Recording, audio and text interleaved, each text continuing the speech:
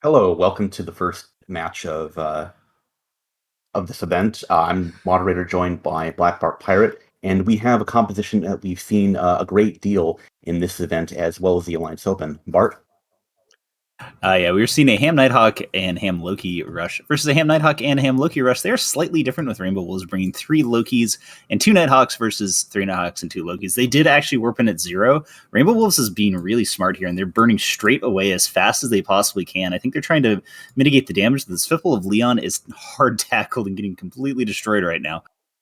Yeah, we're not seeing much damage being applied by blue onto, or rather red onto blue as of yet. It seems like Swiples are, the first choice of primary. Makes a lot of sense given their damage output and relatively weak tank. Cotton TOS actually holding on quite a bit longer than the first Swiple of Leon did. Yeah, I am a little surprised they're going after Sipples here. Usually we see them going to try and clear the big DPS ships. It is okay. So the team names are actually not completely correct, which is why they've been blanked out. I think it's Nightmare Skating Issue versus uh, Vintage Elite Marauder. So my bad. Both Sipples are down on the red team, and it looks like they actually caught on the blue team here, which is really, really surprising. So, that's pretty huge. Like, this is a DPS race, and they're already down two, though the Swiffle of MC is now dropping really, really quickly here and drops into structure, and he goes down. Yeah, surprisingly slow. Usually these ships go down rather quickly.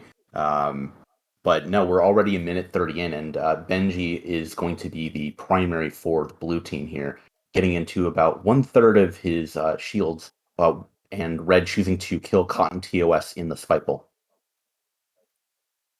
Yeah, they're switching over onto the Nighthawk. He's holding pretty well, surprisingly enough. I've seen Nighthawks get melted by this before, so I'm not sure if they're running the correct missile type or what the deal is, or maybe those scalpels are just that good at keeping him alive. But now that's they're kind of evened up, two Sipples on each side, but Winded Elite Marauder is ahead on the Nighthawk damage rush. One of the Kierans of Winded Elite Marauder has been webbed, painted, and tackled, so it looks like Nightmare Skating has decided to try and clear Logi. Not sure how well that's going to go here, but we'll see in a second if heavy assault missiles are able to apply to those logistics frigates. Yeah, we're seeing that the red team is choosing to send both of their Lokis into the backline and attack Kieran's. As you were saying, heavy assault missiles usually not great at hitting frigates unless there's a lot of webs and slowing them down and making that missile damage apply. Speaking of damage that's applying, Benji Fishy nearly breaking in shield. Yeah, he does have a lot of rep drones on him now, though. They did take them quite a bit of time to get them onto him and ready to go.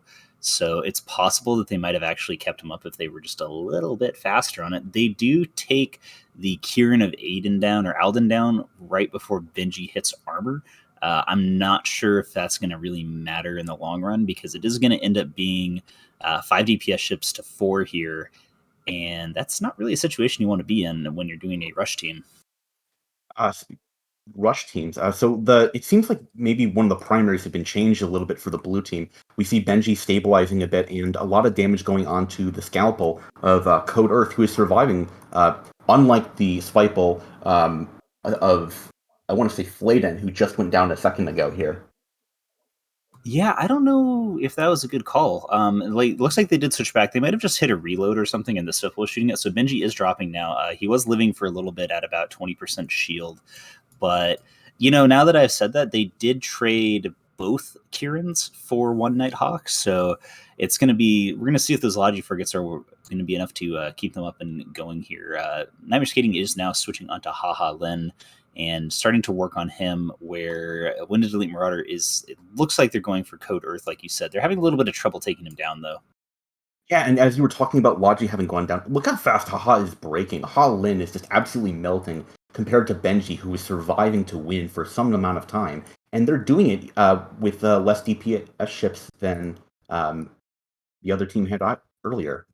I kind of want to see the fits. I have a feeling that might have been a fitting issue right there.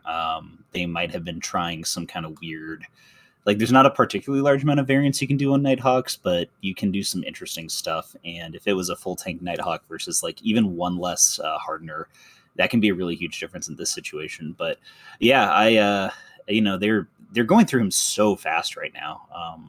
I feel like maybe when Delete Marauder might have done some weird stuff with their Nighthawk fits. I'm like I said, I'm kind of curious. I would like to see it. I don't know if that's something we can do though.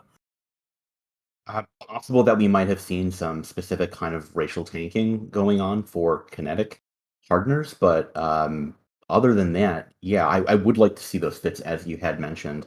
Mikasa Kuruko now down into about half shields, and we could see Maria Yol is the primary for when to delete Marauder, but they're not even scratching that paint. The scalpels are more than comfortable keeping Maria stable. Yeah, at this point, he also does have a full flight of shield bots, and I doubt that anybody has smart bombs to clear it. So I was a little worried. I thought Nightmare was actually going to lose there for a bit, but they kind of, I'm not sure if it was them going after the Logi or if they just had maybe superior fitting meta here, but they kind of just crushed through all three Nighthawks when Delete Marauder very, very quickly. And we see that that was a good call as that Loki is going down quite a bit slower than any of those Nighthawks were, even under the massive DPS of three Lokis and a Nighthawk from Nightmare Skating issue. So as this match is kind of winding down, Nightmare Skating issue is getting comfortably ahead so far. Walk us through a little bit why we've been seeing so much of this composition in this event. I think that we're going to be seeing this a lot in other events as well that are upcoming, like Alliance Tournament 17 confirmed. But the basically what happened is when CCP did some balance changes over the last about year or two, there's specifically three of them that were done. One, there was a resistance nerf, or I guess it's a change. I shouldn't say a nerf, but it's generally a little bit harder to get the crazy high armor resist that we used to see back in the day. There's a surgical strike buff. That's what people call it. It's not specific surgical strike, but in general, everybody does a little bit more DPS. But the big one for this specific setup is that the close range ammo types on a lot of ships, especially ones that are using short range guns, so think like heavy assault missiles, blasters, autocannons, got a massive damage increase. And so what happened was some of these ships that used heavy assault missiles like Nighthawks and Lokis, which used to only do like maybe 5, 6, 700 DPS, now are breaking 1,000 pretty easily. So, we're seeing something that used to be a not super viable weapon system become this really, really powerful one. And I was able to time that almost perfectly as chess goes down, making Nightmare Skating issue win 100-26. And welcome, guys. We are here. We're doing Alliance tournament things early in the morning. Very early. Very early in the morning. Awesome. Right, let's roll some ads and then we'll have a chat about that match.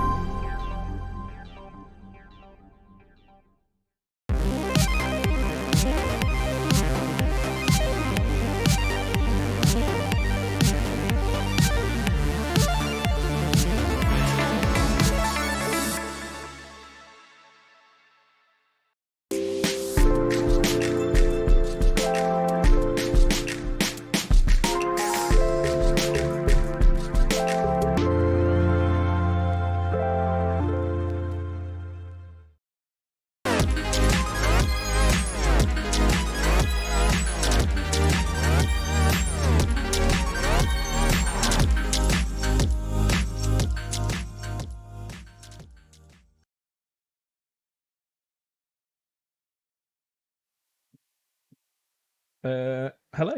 Good afternoon. Welcome to the casting couch. Welcome to the casting couch. We are live again. I guess I'll just give you guys a quick idea of what's going on. Thank you for tuning in. And thank you for the follows, the people who just followed there.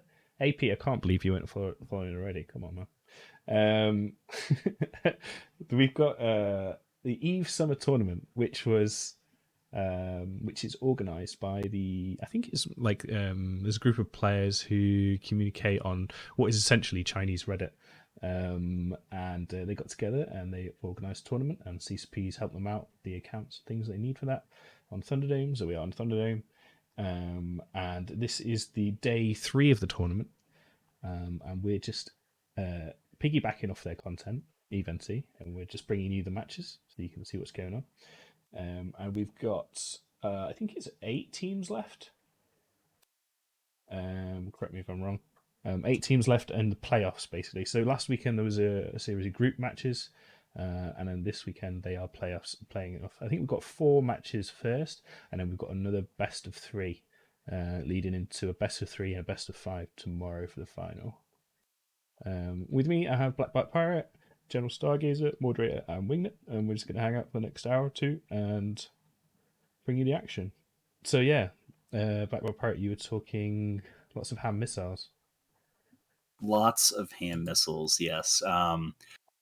We talked about this a bit last weekend, that, pretty much I guess I don't want to say it's a problem necessarily, because that implies that it's something that we don't want to see, but one of the issues with modern DPS buffs is that you kind of have this one really, really powerful shield rush setup, and we saw it a lot in the AO, where, even if you try and take it out by changing points and stuff, it still kind of beats most things, and it's easy-ish to fly. So, we've seen it every single match.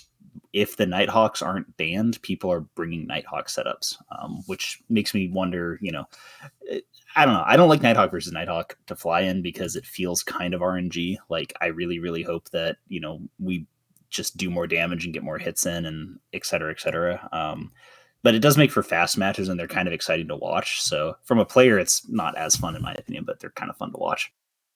Yeah, and as Bart was talking about, we've had a number of patches, over the lifespan of, kind of the modern Eve tournament scene, when we've gone to the 10 versus 10 format. In the past, we've had things like, different rush setups, Blaster rushes, Minmatar rush, but in this current iteration of Eve, with what he'd been talking about, the surgical strike changes, lowering the resist profile of certain modules such that you have more of an emphasis on doing a lot of damage and applying it quickly, combined with the fact that command ships have been much improved with certain buffs. I mean, back in the day, a Nighthawk was quite literally a joke ship, but now it's one of the most powerful for the point vessels you can bring in this event. One thing to talk about as well is with the damage buff and the resist nerf, the Nighthawk got away almost scot-free with that inbuilt resist buff that it already gets on the ship itself. So where everything else got hurt, the Nighthawk got buffed to the stratosphere, and it's really showing how good it is now. I just wanted to pick up on something BBP was saying there about the players not enjoying it. Why are they not banning it then? Like, I don't understand. Like, we're seeing Nighthawk after Nighthawk match. People must be enjoying using these setups, surely. Otherwise, they would be banning them. Just because I don't like something doesn't mean that other people don't like it. So I don't like it because, like, from the last couple ATs that I've flown in, I prefer like the fun kind of armor control setups. And the problem with armor control setups is that I guess it's kind of this overall meta thing. I was talking with one of my buddies from a team that's way better than mine, and we were kind of talking about how it almost feels like armor battleships are not particularly viable anymore unless they have a resist bonus because of the Nighthawk setup. So, previously you'd see things like, okay, Balgorns were cool. Like, maybe you could fit an Armageddon in there, maybe even like a Leshak. All of that melts to an 8,000 DPS Nighthawk rush, like, no matter what you do. So, and short of doing some interesting ECM setups, which may or may not work because of the way ECM works, it's not as cool. It's just not the way I like to fly, and not the comps I like to run. These guys clearly like it because, they didn't ban it, and then both sides picked it. So, I'm interjecting my opinion in there. It has nothing to do with what's actually like. I have no idea how these guys feel. Yeah, no. This is a composition like this kind of Nighthawk Loki setup that's very well known to everyone for the past year and a half since we've had the Alliance open, and teams are going to be comfortable running this with a certain baseline setup. But to piggy off of what Bart was saying with kind of the experience he's had with NC Dot, and I've had, being on some of the Camel teams in the past, these sort of like kind of perennial podium teams really like setups that can do that can leverage their ability to execute piloting really well in the form of either kiting or control, and that kind of meta plays into their favor. And when you basically have two teams just rushing at each other, trying to see who can trade faster, it's a little bit less enjoyable for them. But what it does do is produce really exciting tournament matches for the viewers to enjoy. I still love the would fact say, that like- we're seeing that same comp being used time and time again, and that neither side is banning it throughout the entire tournament. Like Yeah. the one thing that keeps getting me is the fact that Barghests keep getting banned game after game after game. The one time that they were seen, the match that they were brought in, the Barghest side lost, and yet the Barghest one is continued to be banned game after game, and that nobody is touching any of the ships that usually appear in one of the Nighthawk comps. They are just that comfortable with bringing it. I can see you telling people to warp in local, so it looks like we're going to have another match soon. So, Wingnut, were you going to chip in there? I think you got cut off by latency. Sorry. Yeah, but I think I forgot what I was going to say because I'm an intelligent person. Okay, fair enough. Actually, yeah, sorry. I know what I was going to say, sorry. I think the problem with people flying the Nighthawk comp, like the people who are flying it being a bit boring, is that you can't really affect it much. If you got two Hyperions fighting each other, there is some level of micro required to, fly that correctly, rep correctly, do your drones and stuff. Whereas the Nighthawk is just approach, slam them with missiles, pray. It's kind of It's more forgiving It's in terms of limiting. piloting Yeah. what's being asked of pilots, I guess. You're Okay. not really doing much. Yeah. So Wingnut and BBP, do you want to commentate this one? And then we'll rotate Sure. around back to Let's more than do it. Wingnut. The Thunder from Down Under team, let's go. I like how we're just producing on the fly as we go. I'm just chatting. I'm just thinking out loud. Okay, so let me just look up the teams here. Guess what? We see more Nighthawks on grid. Speaking of God, bans, do you have those now? spoiler alert. Yes, they banned Rainbow Wolves, which is Odin's Call, banned Loki, Leshak, Oniros. Thunder and Sword, which is not Thunder from Down Under, who are unfortunately out as they have Vegas shows to attend to, banned Paladin, Barghest, and Cerberus. So Nighthawk was open, and Nighthawks were picked. Sorry, did you say that's not Thunder and Sword? Oh wait, I know it's no, Thunder it's from not Thunder and Thunder Sword. from It's Down not Thunder Under. and Down Under. Yeah. Oh, that's sad. I got an old spreadsheet. Unfortunately, they are out. I think we talked to their captain a couple days ago. Okay. Or So last weekend. just confirm Rainbow Wolves are in red here. Yeah, I know them guys. Okay, cool. Correct, I yes. think I've got the team names right this time. Yeah, no, they're flying different stuff, which is pretty cool. There's some brain stuff Cool. going on around here. Right. Let's cut to the match then so you can talk about that. Okay, so it is up on the screen.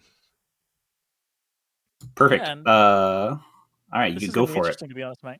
We've seen Alright. Nighthawks again, but they've actually brought entirely different support fleets, which I'm loving. But both of them have brought Hicks instead of the usual Lokis. This is okay. Yes. I'm loving this. They are. So somebody said Nighthawks, what a surprise in Twitch chat. I'm very pro Twitch chat. Something to point out here is Rainbow Wolves are bringing heavy missile and rapid light onyxes. So Rainbow Wolves looks like they're setting up for a kiting team here. So they have a Hugin, triple Nighthawk, double Onyx, 2 Jackdaws, and a Scalpel. However, these are not ham ships. These are all rapid light missile, and heavy missile ships. So it's not going to be flown it's the same ship, but it's not going to be flown anywhere close to the same way. Thunder and Sword is bringing heavy assault missile Nighthawks with autocannon broadswords. They have a Rook, though. Tell me about Rooks. What is a Rook?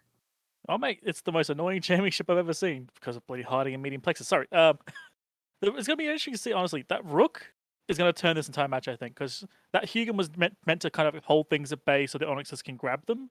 That Rook can just say, you know what, you're not allowed to do your job anymore, and just end that. Which means these Onyxes have to try and stop potentially even the broadswords.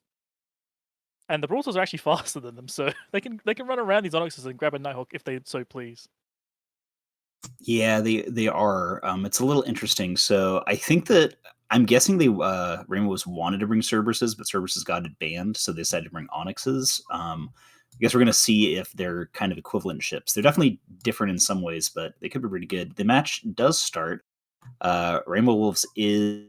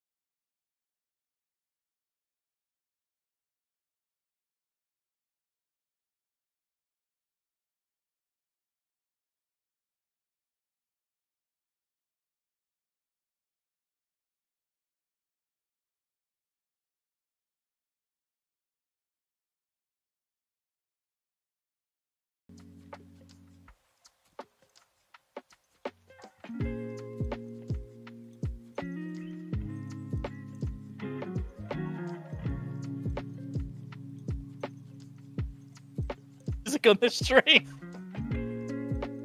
Hey, are we back? We're back. All right, sweet. Woo! I think we're back. Perfect. All right. Just Straight back cool. into it. I just put on some music as well. I just put on some like chilled out music I as love well. it was chilled lounge music in the middle of this hype. That's fucking literally match. what I had open in my browser. Sorry, I was like, okay. Love that's it, what guys. we do. Alright. We had Anyway, the best anyway. commentary known to man. We were talking about like this amazing strategies going on here. This was Okay. top notch, S tier stuff. Catch us up, we And you know. missed. All right, catching us up. Both ships exploded. two Nighthawks dead. Yeah, two Nighthawks dead. Paradine did just get tackled by a broadsword. Hugin of Melinda is having a little bit of trouble screening people off here. I think it's because it's a shield Hugin. He does have the broadsword of Fuse tackled down and webbed and painted, and now he no longer does. There's EC drones being spread everywhere. We're trying to catch up here. I think that people are getting jammed. It's pretty crazy. Rainbow Wolves is actually doing a little bit less good than I thought they would with the That's setup starting to that they have. pick apart all the tackle now. Like all the tackle's essentially gone. Rainbow Wolves might actually have a chance from this point onwards. As long as that broadsword's held off, they should be able to keep away from the Nighthawk, use the Onyx's extendo scram ranges to stop it from getting close enough. Yeah, They as can also long play for you're right distance time. there. No, this is one of those things where it's like a piloting thing, and we've actually seen Rainbow Wolves pilot very, very well. Though one of the Onyxes kind of was tackled. Looks like he just got out of range. Rainbow Wolves is doing a really good job screening all those Nighthawks off. So they are kind of slow ships, and as long as that Hugin stays alive, they can just permanently web people down. It was a little messy there for a second. I wonder if they had a disconnect issue too. I'd like to see these Yeah. jackdaws that are light missile fit actually kill Lee Mao and the Kirin, who's been applying reps to Fuse to Shanka in the broadsword this entire time. Yeah, I've been waiting for that second Kirin to die and the second Scalpel to die, and both of them are still alive. The Scalpel obviously, has more excuse, but why that Kirin's still alive with two jackdaws on the field, I do not know. He should be removed. They can just switch sharpshooter and obliterate him with a single volley. Yeah, it's kind of weird, especially with the Hugin. I think the Hugin's been getting jammed.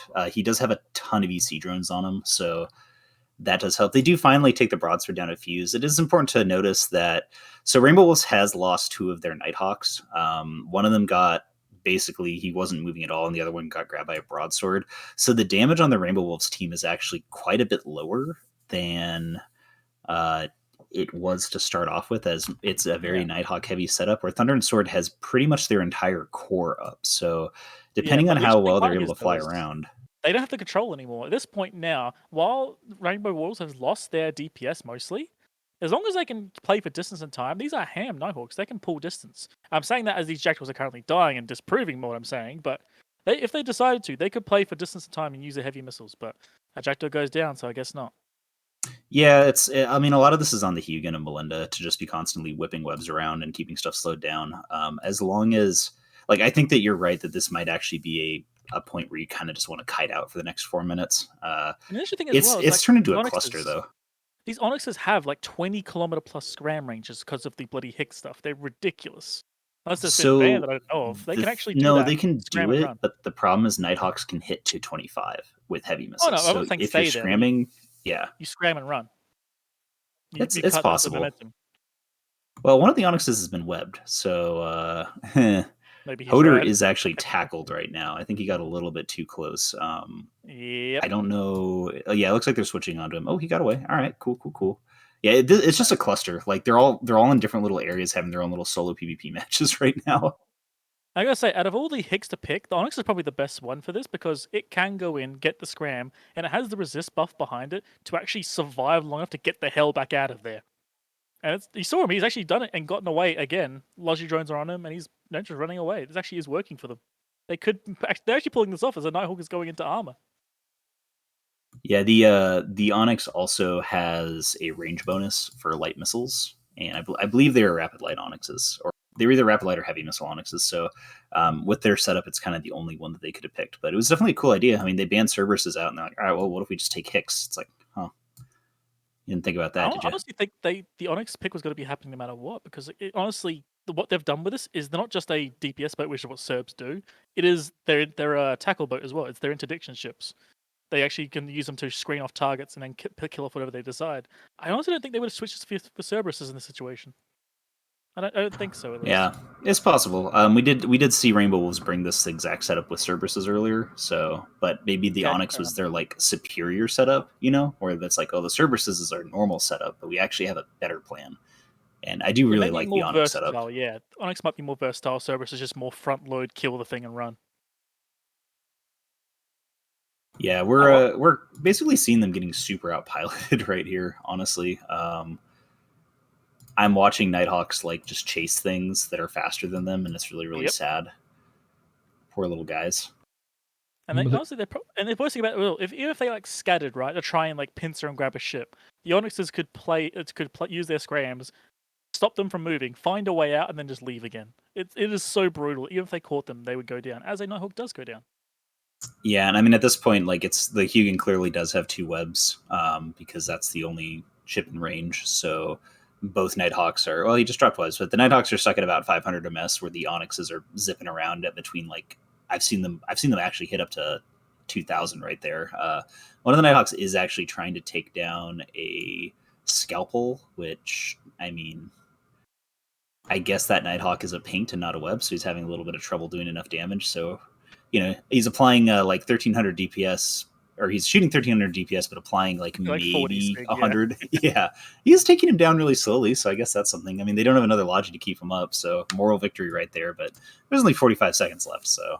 Yeah, I actually quite like this comp, to be perfectly honest, because like they've got a lot of resist bonus ships that synergize really well with the Logi that they've got, so they can get as much rep as they can out of it, while also being hopefully fast enough and have enough tackle to run away. I quite like it, to be honest. It's a nice change on the Nighthawk meta. Yeah, it's pretty good. It's definitely very piloting intensive, which can be a good thing or a bad thing. I wonder if Thunder and Sword had, like, if they had brought their own Hugin instead of a Rook, this might have gone very, very differently for them, just because they would have had the ability to kind of counterweb. The match is actually over. Sorry for the technical delays in there. Both of our Brits went down at the same time, and they happened to be running the actual audio side, but the stream didn't go down, so that was pretty cool. And they're actually going to kill Miro after the match, I think, maybe. Oh, yep, missiles were in the air. Oh no! This is actually some 4D chess from it. I just looked at the bands, and they've done something really smart here. Yeah, no, it was really cool, or like really well set up. Unfortunately, we lost some audio, but I really like that setup. It's a good job, Rainbow Wolves. So that is Odin's Call team with a slightly different thing from TQ. They're going to be moving on. These matches are elimination, so Thunder and Sword is now out. And I think we're gonna go back to something, maybe, or do we lose our Euros again? I'm gonna do some adverts. I'm still here. Doing adverts, hell yeah! Hell yeah!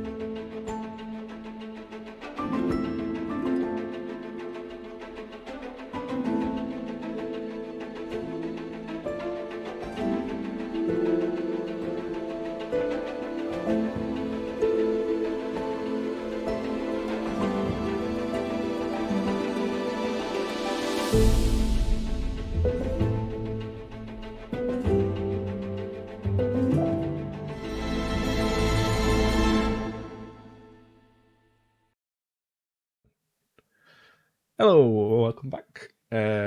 So yeah, goodbye Thunder and Sword. Congratulations to Rainbow Wolves, aka Odin's Call, who move on to the semi-final match, which will be a best of 3 at the end of the show today, in around about 40 minutes time probably.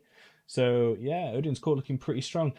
I really like them. I've got some friends who fly with Odin's Call and so on, guys, but I kind of want them to lose because it would be a little bit embarrassing for the Chinese organizers if a Euro team won this tournament. So we'll see. We'll see how they're up against Nightmare Skating Issue next, who are also a really strong looking team. So yeah, it should be some good matches there. So next up, it looks like. Does anyone want to try and pronounce this name? Long GG? Yeah, I mean it's not hard to pronounce. I just keep fumbling it. I don't know why. Long GG. It's a roaming team, and I believe they are Esports Spotopia on TQ. So if I remember right, Esports Spotopia.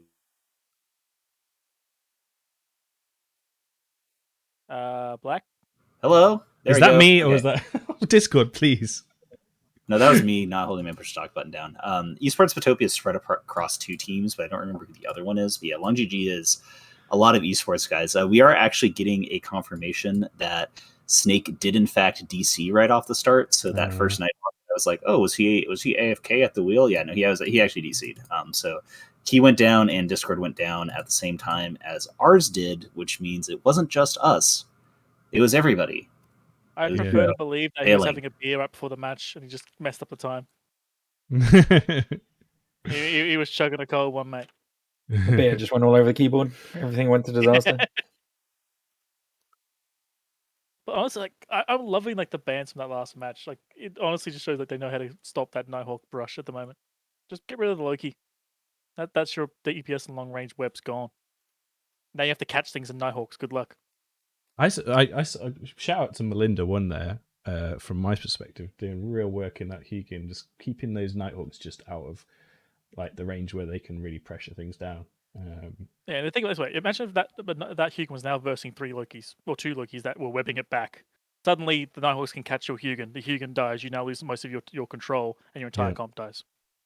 So remind me, my memory's fuzzy. For the Alliance Open and the Anger Games, was the Loki like the key support ship in those command ship setups? And do we see it if Nighthawk's banned, then Sleipnir often pops up. I know Sleipnir is strong. Does the Sleipnir need the Lokis as well? In which case, no. I don't believe so. Sleipnir is fast enough. It has the speed to really hit, and also it does pretty well with range as well. It's not the best, but it can hit out if it needs to. Like honestly, Sleipnirs are better in my opinion than Nighthawks. Which Nighthawks there's a trade-off. Yeah, Nighthawks do better with Logi. Sleipnirs do better without. They're comparable DPS. Like on paper, Hams hit harder, but in the reality is, a Sleipnir is basically a Nighthawk. But yeah, Sleipnirs are faster, and you can load up Barrage and actually hit out to like 40 with maybe 500-ish damage, which isn't a lot. But with a Nighthawk, you can load up like whatever missile you want, and you're not going to really hit past about 30. So yeah, except just because of the way missiles work. Kinetic. Like weirdly enough, the projectile ship is has more damage choices than a Nighthawk does. Because of the generic kinlock that Nighthawk gets. Yeah, like if you're doing Nighthawks versus Nighthawks, you generally want to load up EM missiles and you lose like 50% of your DPS, but it's still worth it. But where if you're doing Sleipnirs versus Nighthawks, you just load Hail and do 1,100 DPS and just not care. Sad thing as well. I was talking about the Loki and that Nighthawk comp, right? The funny thing about the Nighthawk comp having Lokis is that to kill a Nighthawk comp with Lokis, you need another Nighthawk comp with or without Lokis. Because the Loki has the lowest kinetic resist, because obviously it's being a Membertar Tech 2, Tech 3 thing. So firing kinetic into it is actually a good idea. Hence, you bring Nighthawks to kill the Lokis, to kill the other Nighthawks. It's actually kind of a self-defeating comp. Hence why everyone brings it. Yeah, and we saw in the AO people were like, it was unbannable because what would happen is, it's like, okay, well, and I'm totally reading off Twitch chat here, but so I'm stealing credit for this. You basically, if you ban Loki, you take Tengu. If you ban Nighthawk, you take Sleipnir. If you ban all of them, you can still take like Claymore and Broadsword, because at the time, because of the points, it was worth it to run that comp no matter what. The points are different in they're a little bit different here, and they're definitely different in the AT-17 that's coming up. So I think that if you actually ban out the big strong ships, you probably won't take it. Like if you fully ban the shield rush, you're probably not going to be like, well, we're going to try and make it work with claymores. But yeah, it was hard to ban out in the AO. It's a little bit hard to ban out here. I don't necessarily think that it's the end all be all, but yeah, even if you ban the Loki or the Nighthawk, there's ways to get around it. So what are our kind of takeaways for Odin's call in that event? I mean, I think we should see that they did generally a good job at kiting, but a little bit of kind of fuzziness around the edges as we see both of their jackdaws, which were light missile fit, kind of get dangerously close to dying for the one that survives, and one of them getting killed by a ham nighthawk and in a jackdaw. I'm not sure how you're getting that close to nighthawks to begin with. So, to be fair to Odin's call there, they had one of their Nighthawks and one of their Sleipnirs disconnected for the match. So, we've seen them fly Scalpel, really, by really the way. well. Yeah, or Scalpel, sorry. Yeah, we've seen them fly Sorry, I really, had to really do it to well. you, man. I'm sorry. No, it's all good. I'm reading like 3 things at once here. Yeah, I mean, it's hard to tell. Like, losing basically a fifth of your DPS and one of your Logi to start a match off, I mean, I'd probably be potatoing pretty hard and just like panicking and like, oh shit, what do we do? So I give them the benefit of the doubt on their piloting for that one because they were like, oh god, how do we make this work? And then they pulled it off. And out of all ships to goof, the jackdaws are probably the ones I care about least in that situation.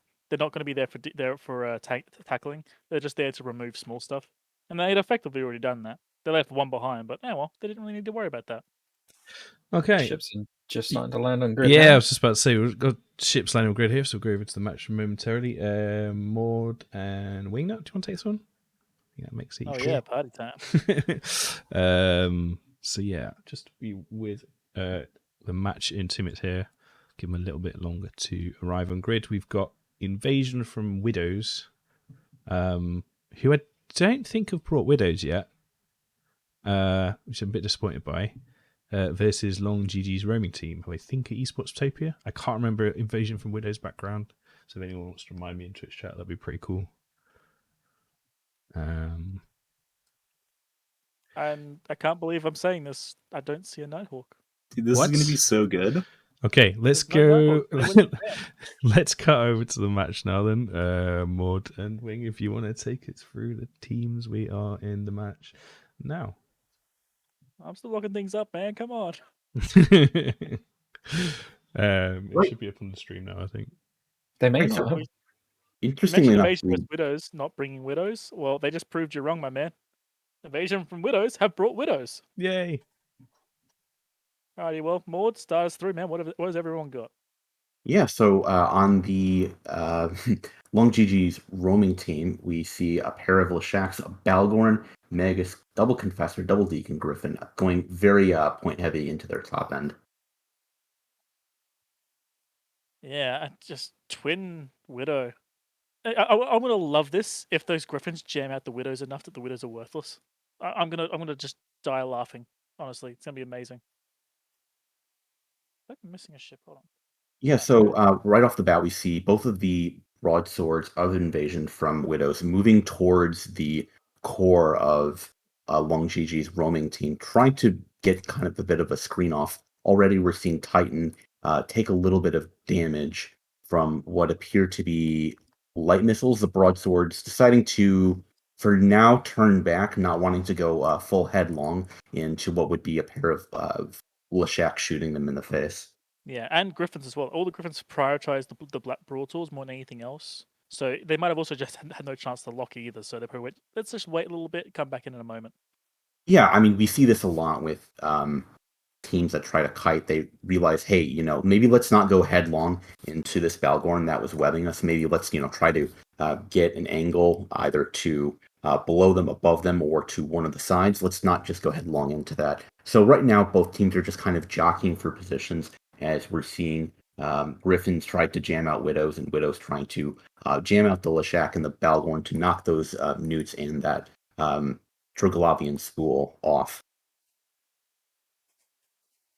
The moments that I wouldn't really be worried about the Lashak's damage just yet. But I mean, hey, you might as well get started early. But I'm just watching what these Griffins are doing more than anything else. I'm really curious. Looks like they're going for one of the Widows now. Good call. Yeah, one of the Balgorns is now scrammed by the initial Nighthawk of UK Cass. UK will be the primary here. Kind of catching the Balgorn a little bit flat-footed. Yeah, broadsword versus Balgorn. That's going to be interesting. That being said, though, the broadsword is now essentially going to be stuck still, and the Lashaks will be on their way soon to remove him from the field.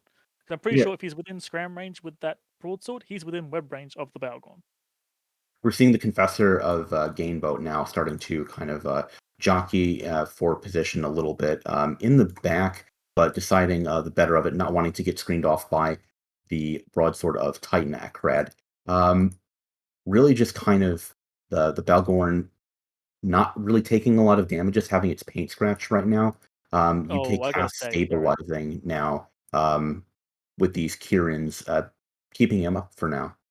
Respect to the part you cast in that broadsword. He got the tackle on the Balgorn, got in there, held him down, and then when it's time, he left and went out to get some repairs. He knew when it was time to leave and managed to get away with it before the Leshaks murdered him.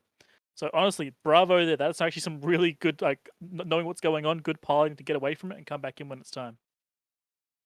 Yeah, we see that both of the Kirins are just standing right on top of UCAS, trying to make sure that that he remains stable and that they're able to continue to hold the tackle on the Balgorn. That now dropping as we see the Balgorn of Long GG uh, trying to get away, but not really propping, just choosing to kind of now stay in place and more or less anchor himself, getting webs, making sure that that broadsword can't move. As we see both Leshaks starting to get a proper spool onto that broadsword.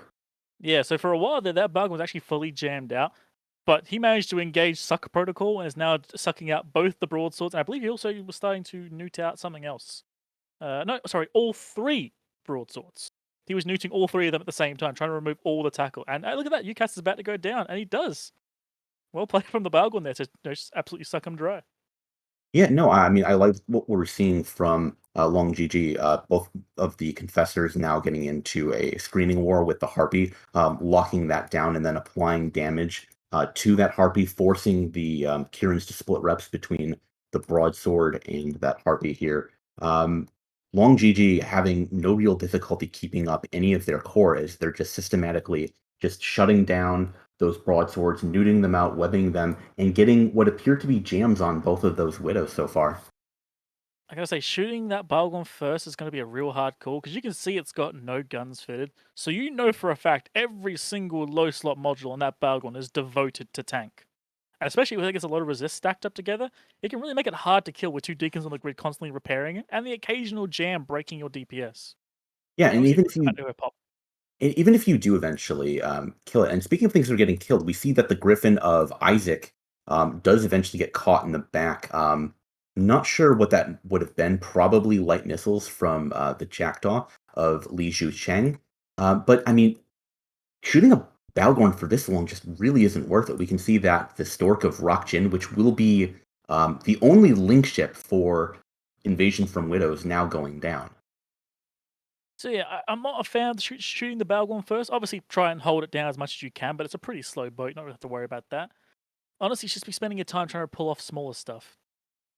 Like try and grab perhaps the one of the confessors with a broadsword, get a quick lucky scram on it, hold it down just for long enough, and get Leshak to kill it. Yeah, But we sitting saw here, or even go for the Leshak. Just go for something that's doing DPS. Don't go for that one ship that's doing essentially nothing right now. Yeah, we saw that No Can Harpy tried to do literally exactly that earlier on in the match, but he got screened off by the Confessor of, I believe, Gainbow, doing an excellent job just having the situational awareness to make sure that the Harpy didn't get something more important in the backline.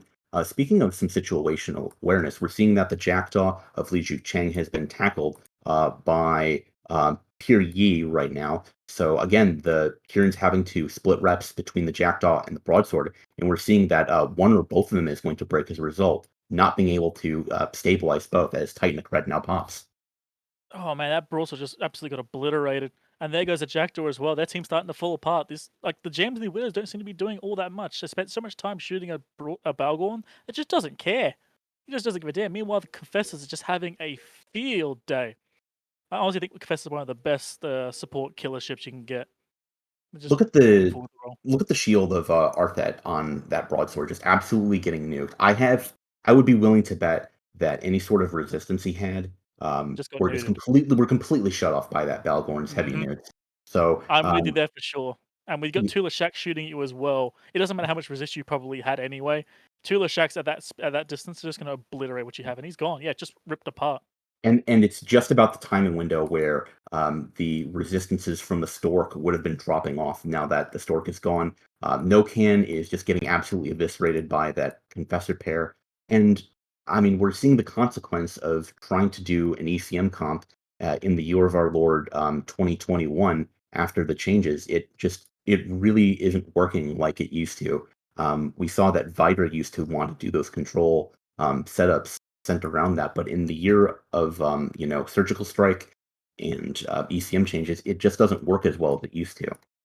Yeah, have ECM as support? Yes. Devote your entire comp to it? No.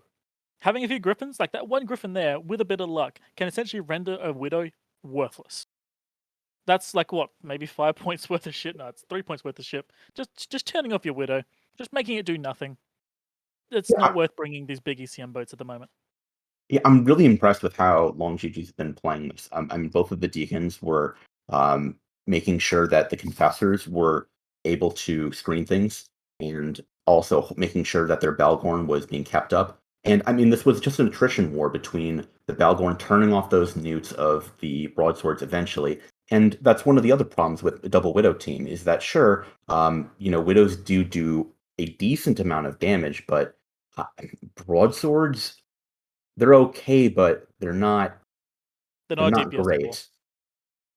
They're surprisingly good, but you are right. There's not enough to really support your Widows. And now those Widows have now got new Widows because they are now dead. And with that, we're going to wrap this one up and discuss it more on the desk as we cut to some adverts here.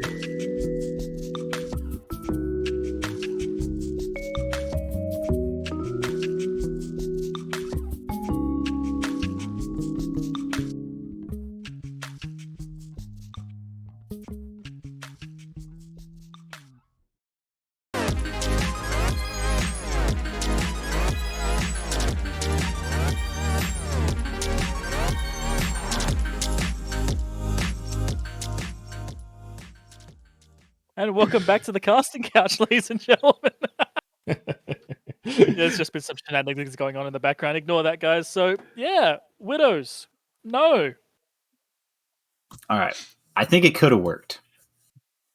Okay, Didn't work. How Let's hear could it have BDP. worked? But it could Let's have hear worked. All right. BDP's big plan on how Widows could work. So Go. imagine that you have two Widows, and instead of fitting them with what I'm pretty sure were Torps, because they had to kind of ram in and do damage, you fit them with cruise missiles, and then had them sit really far away and actually jam stuff. Because I think that they might have only had one jammer each. I was watching them the entire match, and I only ever saw them jamming one target. So either they were trying to like mass jam, like multiple jams on one, or they just weren't even bothered spreading them. But I feel like there's an opportunity there. But watching like a Widow try and jam a Balgorn that has it tackled and neuted instead of them trying to cross jam is pretty sad. I think that like there's an opportunity there, and I think they just didn't like prepare proper jamming and cross jammed each other and tried to make sure that you could actually spread them. And also those Griffins were just totally destroying them. Griffin better than Widow. You heard it here. That's the thing is, like, if you devote your ship, your entire comp to jamming, you're rolling the dice, and the odds are getting worse and worse as the years go by. It doesn't seem to make sense. The Widow just doesn't really provide much else. Whereas, meanwhile, you can just bring, I don't know, say 2 Lashaks and just obliterate everything on the field while bringing Note and a super tank. See, I would like to see like rapid heavy Widows as opposed to like I said, I'm pretty sure they were Torps. It's really hard to tell on Widows, just because their ship model is so big that you can't really zoom in enough to see it. But based on the range and the speed of firing, I'm pretty sure it was Torps. I think if they were rapid heavies, that might have actually worked better because they could have popped the Griffins right off the bat and then just had total jam dominance. Another one to look at here is bringing only a single link ship with an ECM setup is never a particularly good idea, as you need 2 info links alone just to run an ECM setup, and a Stork can fit at best 3 links. So, they either sacrifice tank or they sacrifice the ability to have strong jams, and I have a feeling it was probably the jams. That, and you also then forgo the opportunity to have any sort of mobility via skirmish link, which means that your Harpy is going slower and you're playing up against Confessors that have links and have speed mode, and you're just never going to be able to get that Harpy onto the backline against an equally skilled Confessor pilot. I just want to quickly say as well, like, respect to the broadsword part near the start of that, where he managed to go in, get tackle on the Balgorn, and then leave.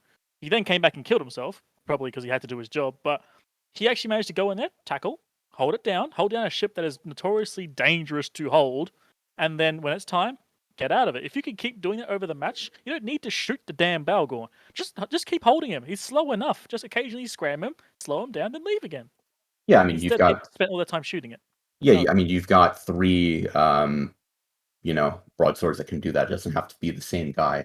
That's where you go in comms. You say, hey, I need to come back. Who's going to be taking over? Or ideally, you have that, pre-planned before you even get into the arena, and you call that as you load on grid.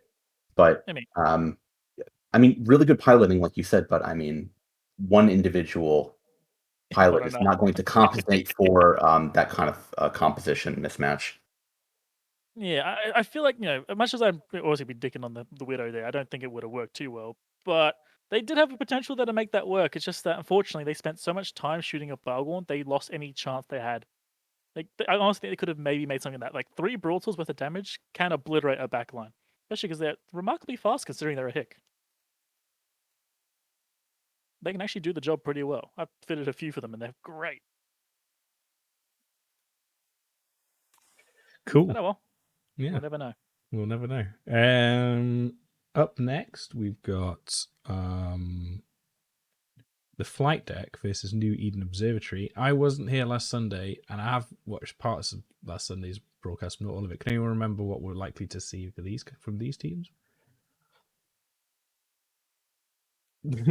Everyone's memories. Crickets. Everyone's memories. I don't remember. Crickets. Dude, I barely remember what I had for lunch yesterday. I have to wake up so early for this that, like, I'm waking up at like 4 a.m. to do this. So what I do know, though, is that we do actually have the bands. You know how I feel. So we can kind of like make some inferences since somebody just got teleported out. So Flight Deck banned Nighthawk, Loki, Barghest, which means they really, really, really don't want to see a Shield Rush or Barghests. And New Eden Observatory banned Sentinel, Balgorn, Barghest, with the additional bans from Flight Deck being a Sleipnir and the additional ban from New Eden Observatory being a Rattlesnake, as both of them banned Barghest, which means they got an extra one. So what this means is with a Nighthawk, Loki, and a Sleipnir ban, you've pretty much taken out the entirety of the Shield Rush without doing some kind of weird stuff that is arguably not efficient enough to do it. My first thought would be like, okay, well, let's do it anyways, just because they clearly don't want to see a Shield Rush. But what do you guys think there? Yeah, I was just say, just run Cerberuses. They're like Lokis. If you go for like a fast Serb simi run, it could theoretically work, but I agree. You're really stretching it to try and make that work.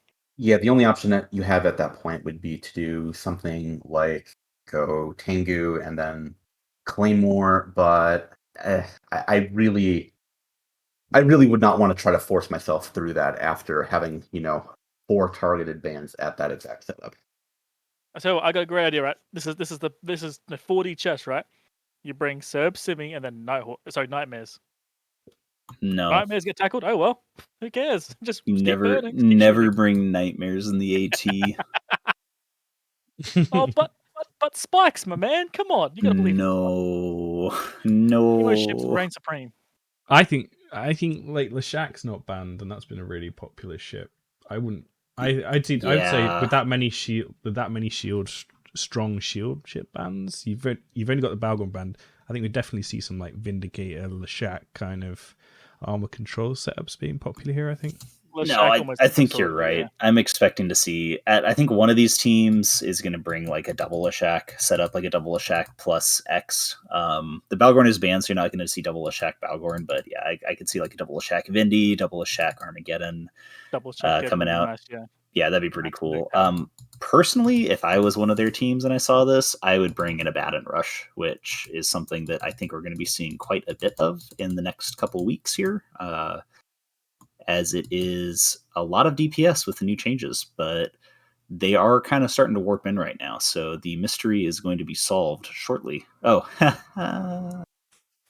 nice. All right. Okay. BBP.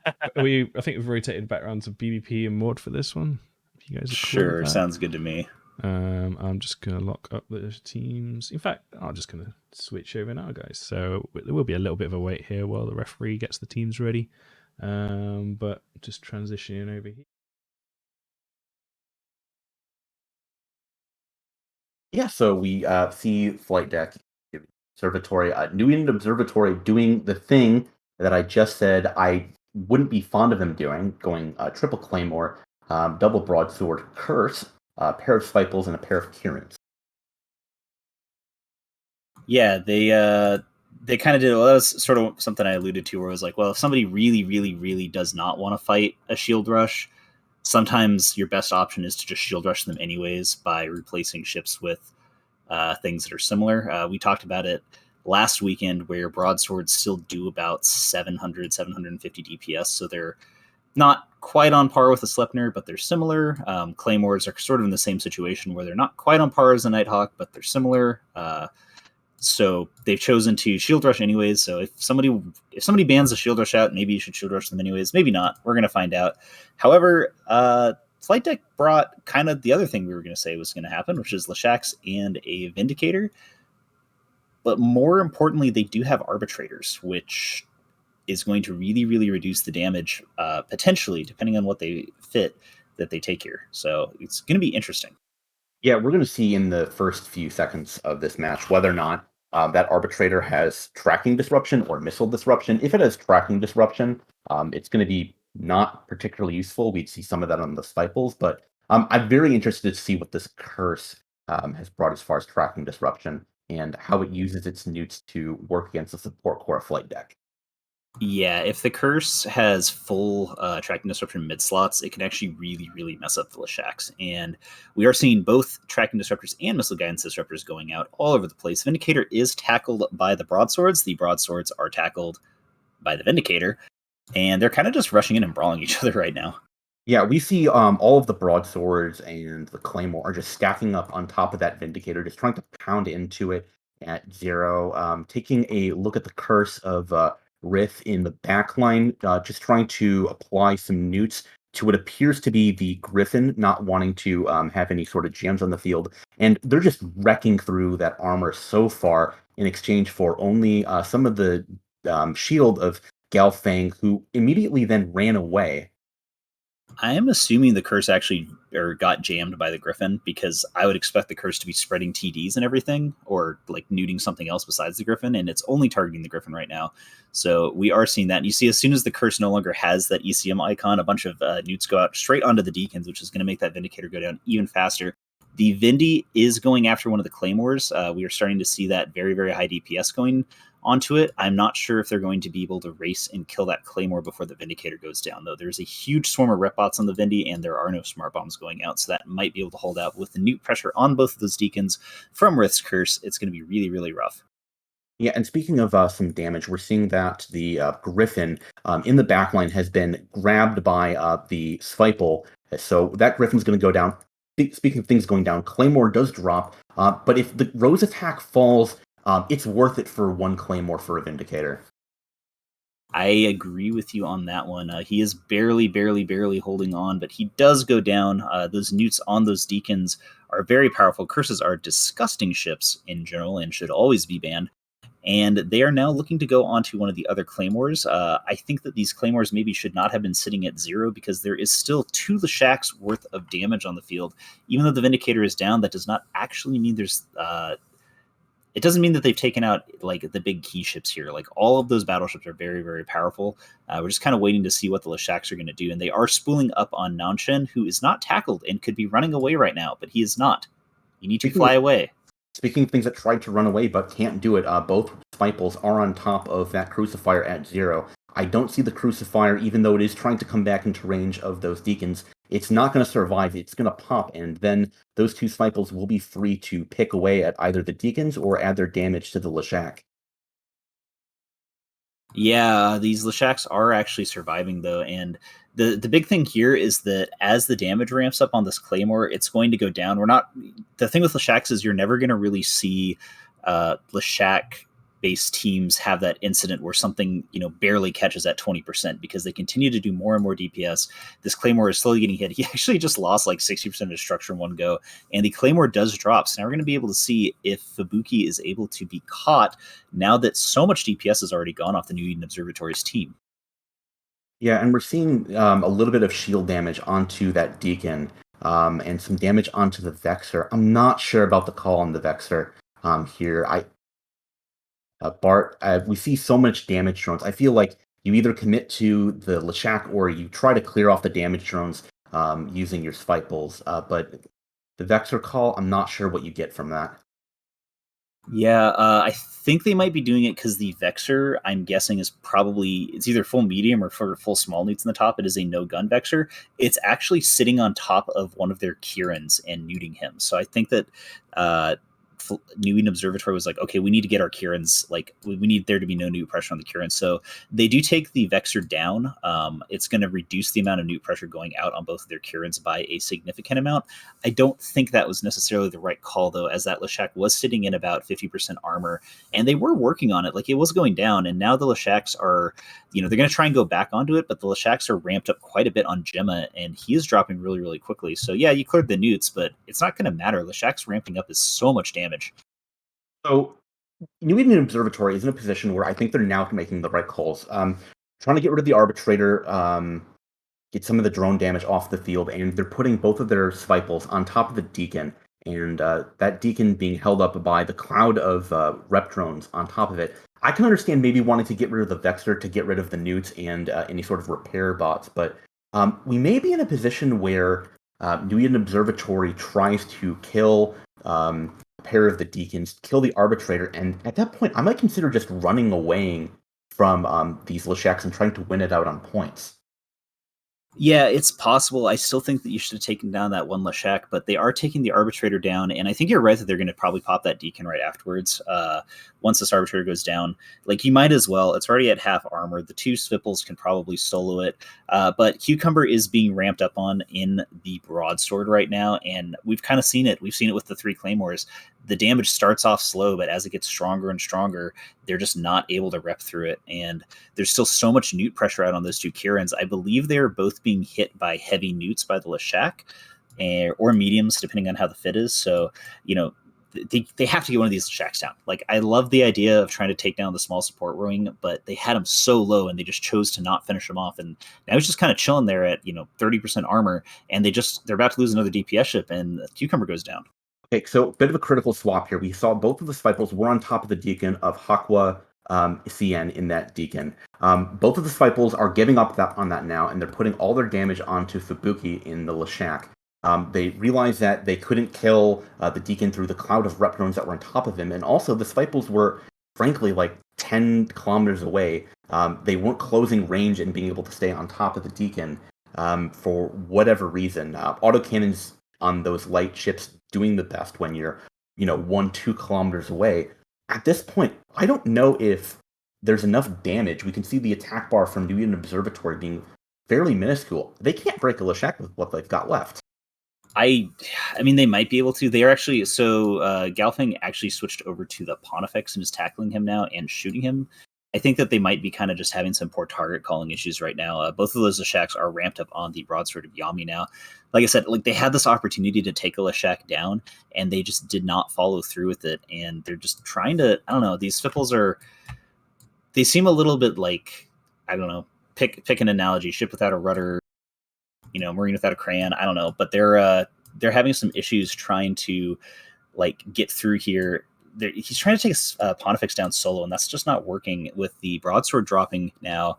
You have 2 Sipples of Curse and 2 Kirans. Like, I'm not really sure if you're going to be able to do anything with that.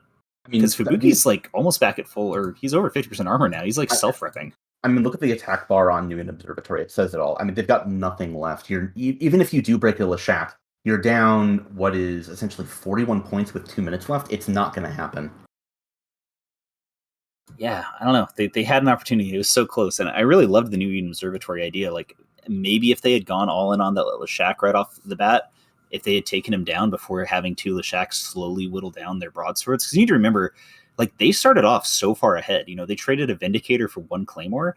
They almost got the Leshak, and then for some reason, they're like, nah, we're not breaking him. Guys, we have to switch. And here we are.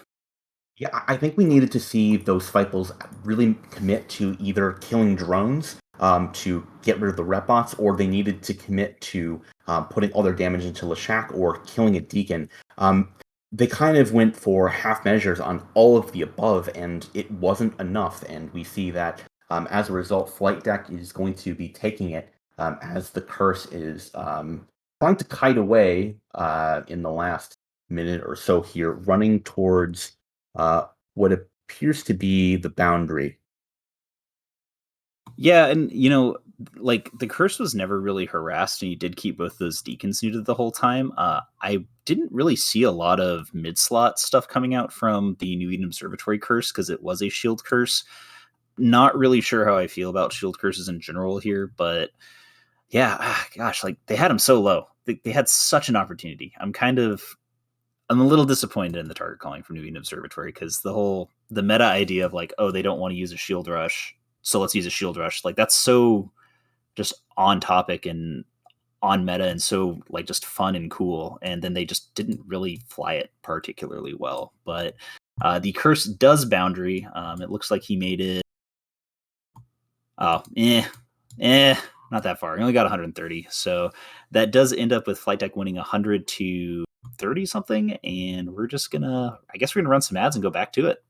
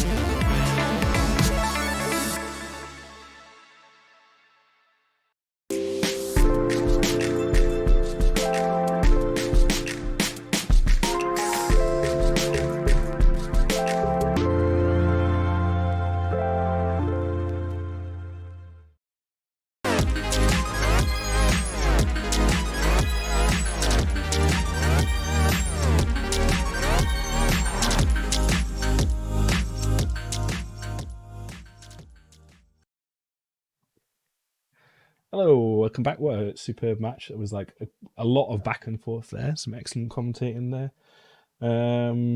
So that means that another team drops out the tournament, and we have 4 left. A little bit of change to the schedule from what I anticipated. It looks like now both best of 3s will happen today, with the first one between Nightmare Skating Issue and Rainbow Wars kicking off soonish. Am I reading that right? I think so. I think that's what we decided. We have no idea if that's actually correct or not, but we're gonna go with it. We're gonna go with it. So yeah, it says there 13:25. So yeah, not too long away at all. Wait, am I reading that right?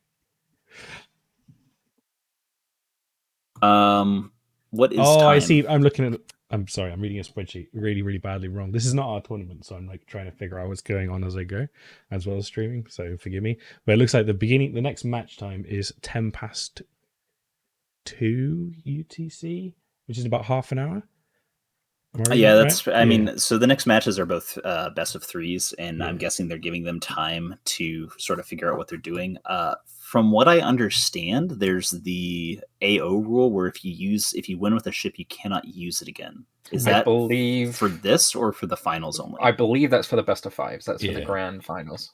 Yeah. Okay, that's something at least, because that's extremely stressful to deal with. Yeah. So do you guys want to break that previous match down a little bit before we cut to some music and have a little break? Things I want to say. There are some things. All right. Go ahead and share. Say some things. I really feel like the Claymores could have learnt a little bit from the old Teutonia lesson of how to fly a Kestrel. AKA, you don't burn into them, you make them burn to you. You've got missiles, my man. Why are you charging a Vindy? He's going to come to you no matter what you want. He's going to do it no matter what. Just buy some time, get some DPS in where they can't respond, and then kill it. Well, and you bring up like a really good point there. Claymores actually have a missile range bonus as well. They have missiles. They have range by default. Even rockets. So if you're heavy assault missile with rage heavy assault missiles, you get about 15 km, which in actual real world is more like 12. But the Claymore does have a missile range bonus. It can hit to about 25 with rage missiles. So yeah, no, you're totally right. He literally could have set himself at keep at range 20k with his MWD on off the Vindicator and never gotten caught. And add to that as well, just another step as well. You talked about killing the Vindy being a big kill for them and then them losing a Claymore not being that much in comparison. Honestly, the Vindy is probably the worst type they could have picked. Out of those strips, actually has the least DPS because Leshak's ramp up so goddamn high and they have, 3 high slots full of newts. So you've killed the one ship which used to be the king of this stuff. Like, a bloody Vindy Blasters was the absolute king of brawling. But now Leshak can just be like, you know what? I kick your butt 7 ways to Sunday, mate. I'm going to disrespectfully disagree and say you're wrong. Wrong. Vindicator has 7 low slots. Leshak has 8. So, and Leshak's also have a disgusting base armor HP. So, I think they went for the right target in regards to what they could kill fastest. Yeah, but I thought as well, of course, so we'll disagree there anyway. It doesn't make a difference. The second part is that, they killed a Vindy. Great. They also lost a Claymore. And while it doesn't sound too bad when you just say it like that, think about what they had in that comp. They had 3 Claymores and 2 Broadswords. The other comp had 2 massive Leshaks and a Vindicator. You've killed maybe a 5th, a 4th of DPS and lost a 3rd of yours. While also being point blank for no good reason. That's a good way to look at it too. And yeah, like you said, I mean, they could have literally, followed a guide on how to fly a Kestrel and just pretended their ship was bigger. Like, there was almost zero reason for them to actually get caught there. And yet they did. And then they died. We saw all the broadswords and claymores just kind of stream across the field and try to swarm that singular individual Vindicator. I would have liked to have seen what Bart had described, where you use the fact that you have a broadsword, you scram the Vindicator off at around 15 to 20 kilometers. You've got that bonus interdiction scram, and you do that with the Leshaks that are also closing in to range. You force the Leshaks to make some very uncomfortable choices about what kind of ammunition they're going to have loaded. And then you keep it range away from the Vindicator. You certainly don't let it apply a grapple and that bonus web on you at 0, where it can just pound you in the face with what is now bonus void. Maybe a bit of misplaying from that, like we were saying. Then you've also got the Spiples, which either kill something in the backline, kill rep drones, but certainly don't waffle between all 3 and never achieve any sort of tangible goal. There's also a point there as well where I actually typed on my thing because I just found it funny. One of the broadswords was legit approaching the Vindy and just sitting there. The Vindy could have just 2-shot it and then gone back to what it was doing. It was it's kind of sad. They actually had a moment with the Vindy just before it died. Just after they got the Claymore, they could have taken out a broadsword and picked on the next ship.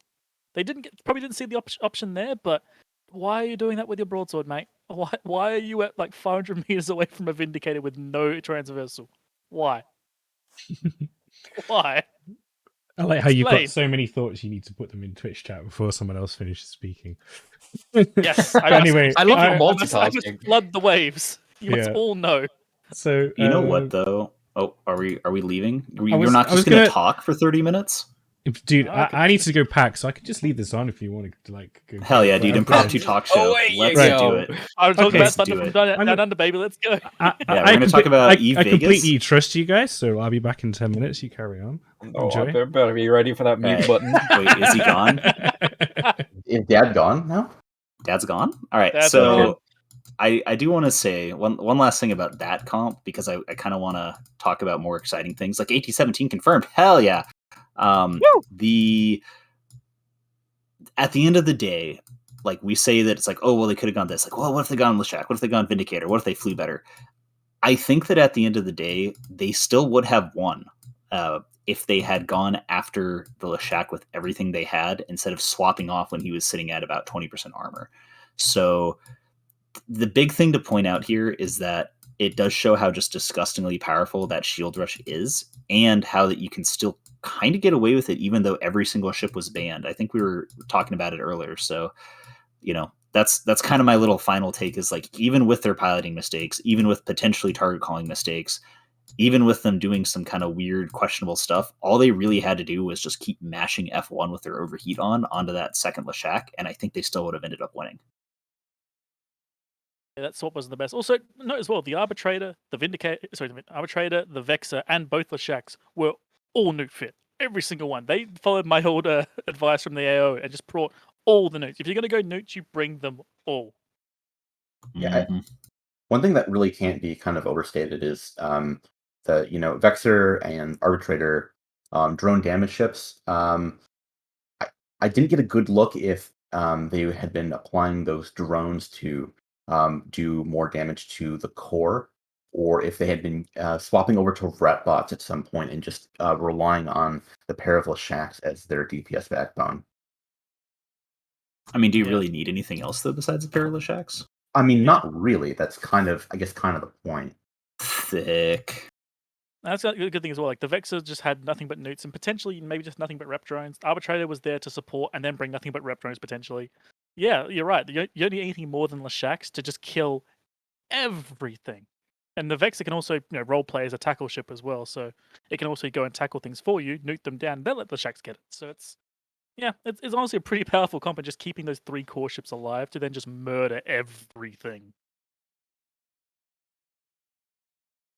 But hey, So let's Shield see.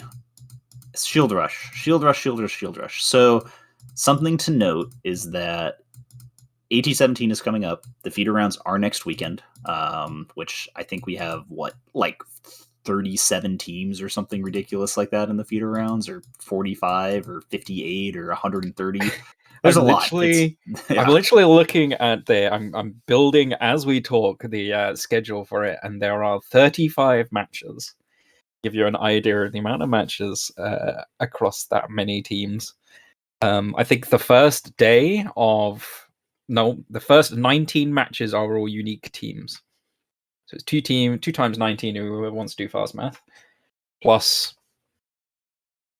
another 9.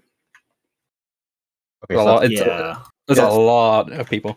Yeah, that's 45 matches. I mean, I'm really excited that the Eve scene is in a place where we have 75 teams. If I recall correctly, AT-16 or AT-15 didn't even get the full sign-up of 64 teams the last time that we had a tournament. And now this time around, we've had such a resurgence of people who are hungry, even with some tournament teams, having moved on in the past. People are hungry for tournaments, and it's showing. I mean, we've got 300 people in Twitch chat for a early o'clock event that's Chinese and Australian focused. I'm super excited for the feed around and then the main tournament. Not excited about what that's going to do to my voice going forward. Uh-oh. about it, mate. But I recommend it's been tea with great lots to of honey. see. It's been great to see the tournament scene just absolutely come alive the last year. I mean, seriously, it's been a wild ride the last year, and we're back to the biggest show. I can't wait so much. I love the fact that throughout the entire thing, even though we haven't had the Alliance tournament obviously since 16, and it's been 2-3 years almost, that we've still continued. I know that the AT is the big tournament, But I love the fact that, you know, we've had this kind of tournament has appeared. You've had the Anger Games, you've had the Opens. There's been lots of little tournaments throughout the whole entire process because people have just continued to enjoy the whole like competitive tournament scene. And I just love the fact that because that has continued and we've come back into AT17, that like excitement has gone through the roof and we've had so many people that have ended up signing up. It's great. Oh yeah, that build up is like, it's honestly like a perfect story, man. Like it's been a year just crazy build, everyone going yes, yes, yes, yes, yes, and all of a sudden it's just the big Boom. moment's finally here, and we're all just losing our absolute minds. Exactly. Everyone's going crazy. I mean, for the past 2 years, we've had how many threads on Reddit about, you know, hey, please bring back the AT, please do the AT, and then we have a community team and CCP really showing a commitment to making it happen and saying, hey, you know, we're going to greenlight AT17 and we're going to do it with the Event production team. I'm super excited. I hope everyone in Twitch chat is, you know, ready for what is going to be, you know, the return of the major. It's not even just the return of AT17. It's the fact that they've made the commitment for like future tournaments, in the sense that they've, like, one of the things that held them back in the past, right, was coming up with unique ship holes, right? And at least they have addressed that. Should they have a year where they have an issue with investing potential time for a ship hole, that they may reintroduce an existing, you know, ship hole that was in existence at least 10 years ago. Yeah, So, and I mean, some, you know, tournament prize holders might be a little bit miffed about the value of their ships, but honest to God, I'm fine with that. We're getting to the point where we had over the, you know, decade plus of different pirate factions, different, you know, empire factions. We more or less exhausted basically everyone, so it kind of almost thematically makes sense to have it rotate through all of the different factions once again. And with the gap between this and the last tournament as well, it's beautiful to have like a, you know, we're back to where we started from, you know? Here we go again. The whole ride starts anew. Get back the old ships, let's dance again.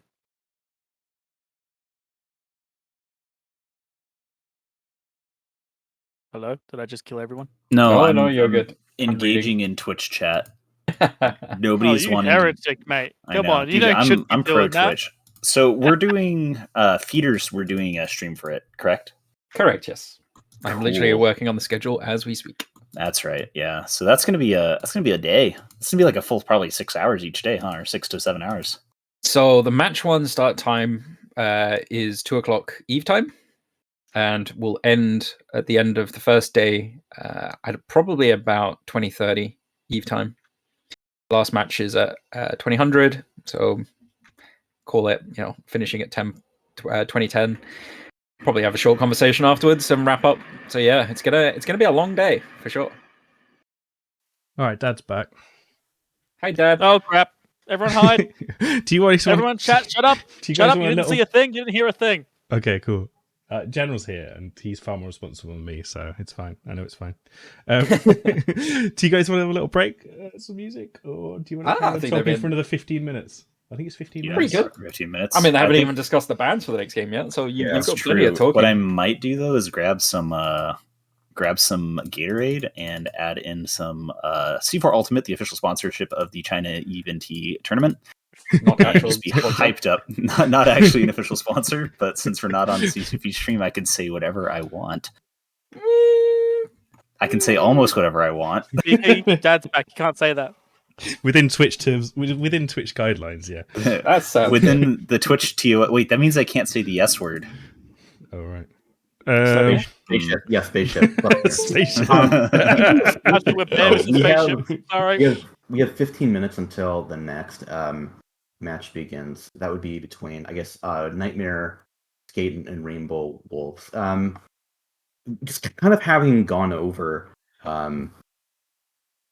plethora of subjects here. I guess let's kind of talk about, like, what have kind of these teams' philosophy been going into this event? What do we kind of expect for how that's going to play out in the arena in 15 when we see them on grid? I'm gonna say something that's gonna make somebody be like, "No, that's wrong." But I believe that Rainbow Wolves has actually flown a Nighthawk kiting setup or some variation of a shield kiting setup on every single match that they've flown, and they've flown it very, very well and just been turbo dunking everybody. So they've been pretty much just they picked a setup that kind of out pilots and have just been. I mean, they've decidedly won every match that they've flown, with the exception of the last one. And they won that with 2 disconnects for the entire match. So I want to say I'm expecting more kiting. However, Nighthawks is banned. So if they want to kite, what are they going to bring? Barghest is banned. Nighthawks is banned. If they want to kite with missiles, what are their options? Maybe we should say what the whole bans are. Yeah, so Nighthawk, Curse, Vindicator are banned by Nightmare Skating Issue. They don't want to see that kiting setup. And Paladin, Leshak, Barghest are banned by Rainbow Wolves. So 2 Vindicator and Leshak, 2 core ships from the Armor Control comps we've been seeing banned out, and then Nighthawk, Barghest are 2 of the core ships from my missile kiting teams banned out. So it would be really interesting to see what the middle ground here is. Can I make a bet to be entirely wrong? Yeah. Sleipnir Cerberus. Yeah. Artillery or a kite, full kite comp. Slip Cerb, just kite. Artillery. Yeah, no, I would maybe not necessarily Sleipnirs, but yeah, Artie Slips would be cool. I'm kind of in the same thing. Like, if you look at the bans that Rainbow Wolves did, Paladin, Leshak, Barghest, they banned out a lot of the ships that are actually really good against kiting setups. Paladins hit the entire arena. Barghest go pew pew pew, and Leshaks are just they got pretty good range. They're really annoying to kite against just because they chase after you and hit out to 70, 75. So yeah. I'm right with Wingnet. The one hole they left and all of that, unfortunately, is the usual Loki everyone brings in the Nighthawk comps. If someone tries to make a Claymore Nighthawk comp, instead of just bringing Nighthawks, bring Claymores, they can still bring the Loki and provide those long webs. So can Claymores put out enough damage with heavy missiles though? With heavy? I don't know. Let's find out. We got time.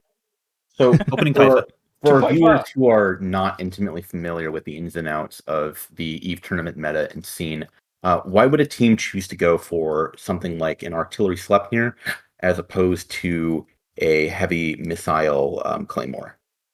I'll tell you right now, it's because it's going boom, headshot, boom, headshot. Memes. Yeah. Honestly, do you want to explain that reference? Dude, just it's quite an old one now. It's quite an old one now. Should I pull it up? EVE players to show their age a little bit here. Say show the ad. That sounds. Give it to them.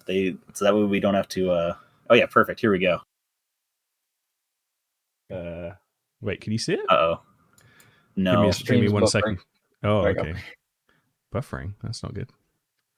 Let me try this. This might work. Got it? Hey, the magic happen. It is a whoa. I'm not sure this really works. Oh, here we go. Oh, we're about to see your search history. Now, guys, to see your search history. Let's go. Oh no. We're gonna see the thunder down under. I'm a very good boy. Yeah. Let me just try and move this a little bit. There we go. Hey. Okay, so this was Hydra versus Try. Well, this is like the advert's actually a compilation of clips, isn't it? From I want to say 8011 or was it 8012, where Hydra just came up with this comp, which just had like 1 million damps in it, and they had basically 3 Sleipnirs for DPS, and they just damped out everything big and then just headshot all the small ships, and it was like really, really impressive. So if I just run it, I think you should be able to. No, you won't be able to hear that, will you? The stream should be able to hear it. My hands are shaking, but I'm still shooting. I'm still getting the headshots. It's not. It's just a pause on the stream now. Okay, it's not really working. The artillery is boom headshot. Just kill everything in one shot. I was hoping that would work, but I need to download it. Yeah, but go check it out anyway. It's a funny advert. It's one of the classic tournament adverts. Link it in the chat. People can watch it. Yeah, we tried. Good try, guys. Oh, there we go. It's moving. It stopped moving. No, you're pausing it. Why'd you pause it? Stop pausing it. It's only like 10 seconds long. It only lasts like 10 seconds, so it's finished now anyway. Oh well. This is what happens when I try and do things No, impromptu. it worked great. It totally worked on the stream. I mean, it showed the important bit. Yeah, it showed the important bit. Basically, they went through alphaing things with artillery Sleipnirs. With they just hit them so hard that there was nothing that anyone could do. So that's why we're kind of saying like, ooh, well, if they use artillery Sleipnirs in a kiting setup, they might be able to kite around and just pick off all the small stuff. I don't know if that's the reality is that the game is different than what it was. I think that was 7 or 8 years ago. So whether or not that's something that could happen, like we all want to see it. I think that people have been talking about seeing like the artillery Sleipnir alphaing people for like since I've been doing the AT, which has only been a couple years now. So please do it, Rainbow Wolves at Rainbow Wolves. Yeah, I think one pair with a Loki or two. Loki provides the webs. That comp that Hydra had 2 Celestis and 3 Mauluses, I think, and it also had 3 light missile heretics as well that complemented the 3 Sleipnirs. So it just had a ton of damage that could just apply really well to frigates, and all of those damps, because back then the damps weren't scripted. I don't know if you just said that or not, because I was reading something. The damps were scripted, and so that means you could just like, if with that many damps, you can just make sure the whole enemy team can't lock you at all, or each other for repping. So, I mean, if you want a frame of reference for how old this desk is, the reason they were using heretics at the time was because the Jackdaw was literally not even a ship that had made it to the production server. So, damn, wasn't that pre-Sipple as well? Or am I crazy? Yeah, no, this was all of that would have been pre T3 Destroyer. They came out, I want to say, a year or so after that. Speaking of things we won't have to wait for, though, we've got some of the teams in local about 5 minutes-ish until this one kicks off. What do you think we'll see? I mean, I'm inclined to agree with Bart here. I can see that with the bans of Paladin, Lashak, and Barghest, you're kind of eliminating the most obnoxious battleships to deal with if you want to kite. And then you look at your opposition, and if you want to kite and your opposition bans out Curse, Vindicator, and Nighthawk, you're happy with it. Curse is one of the ships you don't want to face in a kiting setup because of the aforementioned tracking and missile guidance disruption.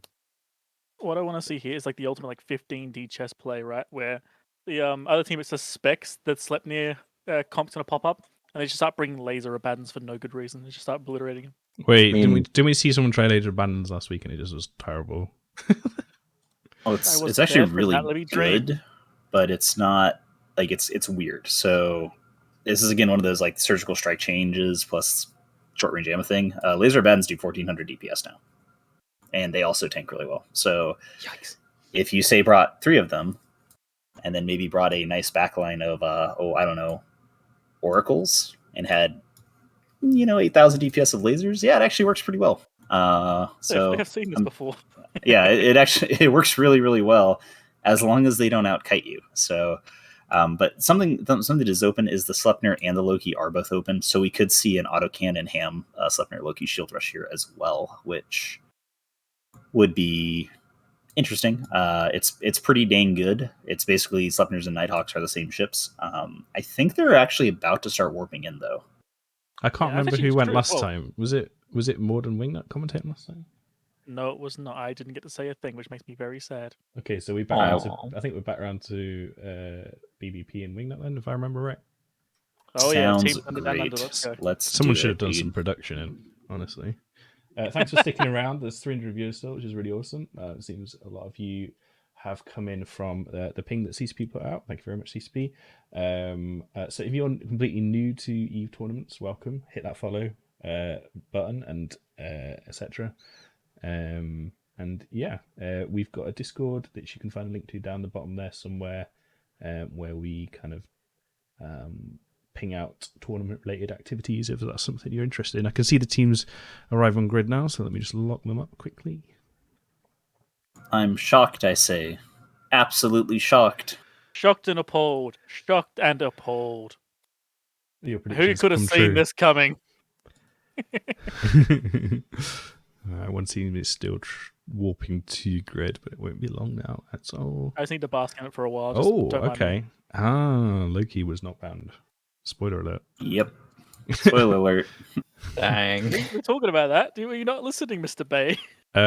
Sometimes when He I'm was pressing okay. buttons and reading at the same time, what's going in my ears completely. We still love you. Don't worry. Okay. Aww. Thanks, man. Okay, cool. Let's head over to the match scene and go through what comps we see in front of us.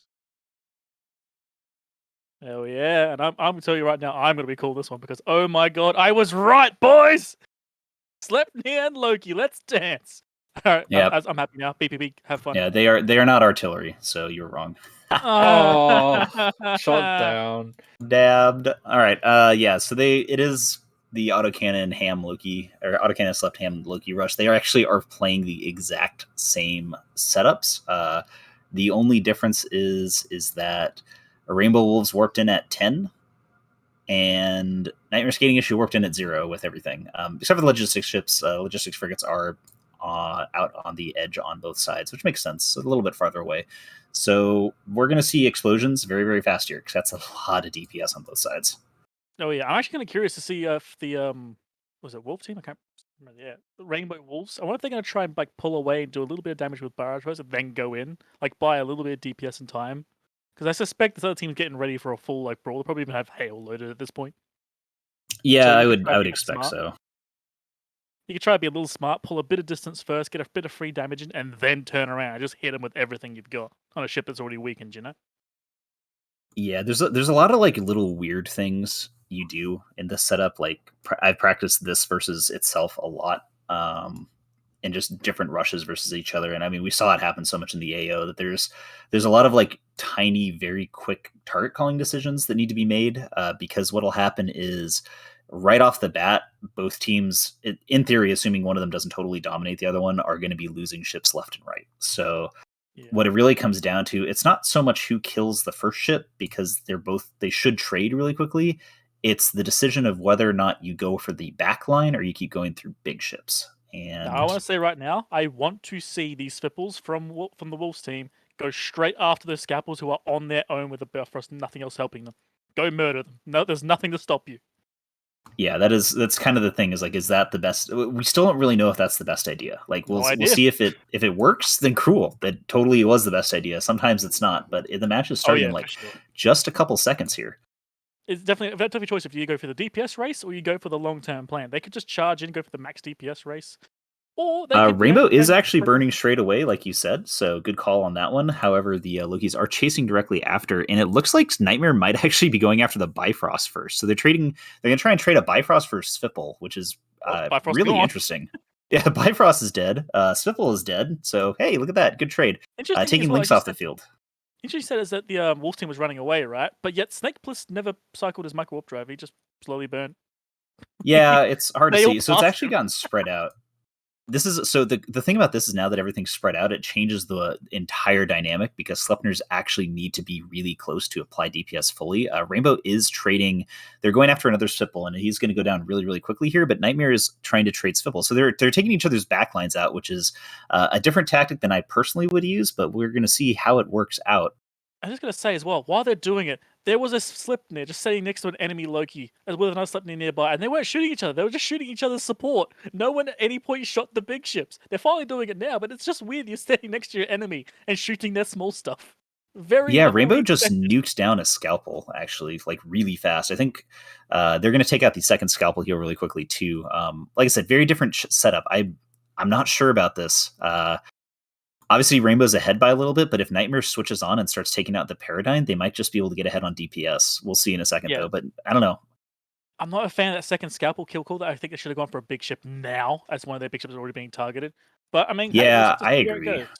And, here's the thing with this, is that it feels like they both had the exact same idea, but Rainbow executed it a couple seconds faster here.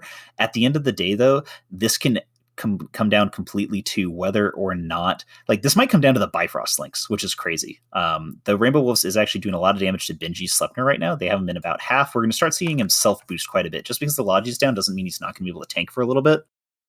Oh yeah, his XLASB boosting as hard as he can. Those have got to be an XLASB just trying desperately. And he's holding on a bit, but he's about to run out of charges, I suspect. Yeah, he should Meanwhile, go down Snake right Plissken's slowly here. burning.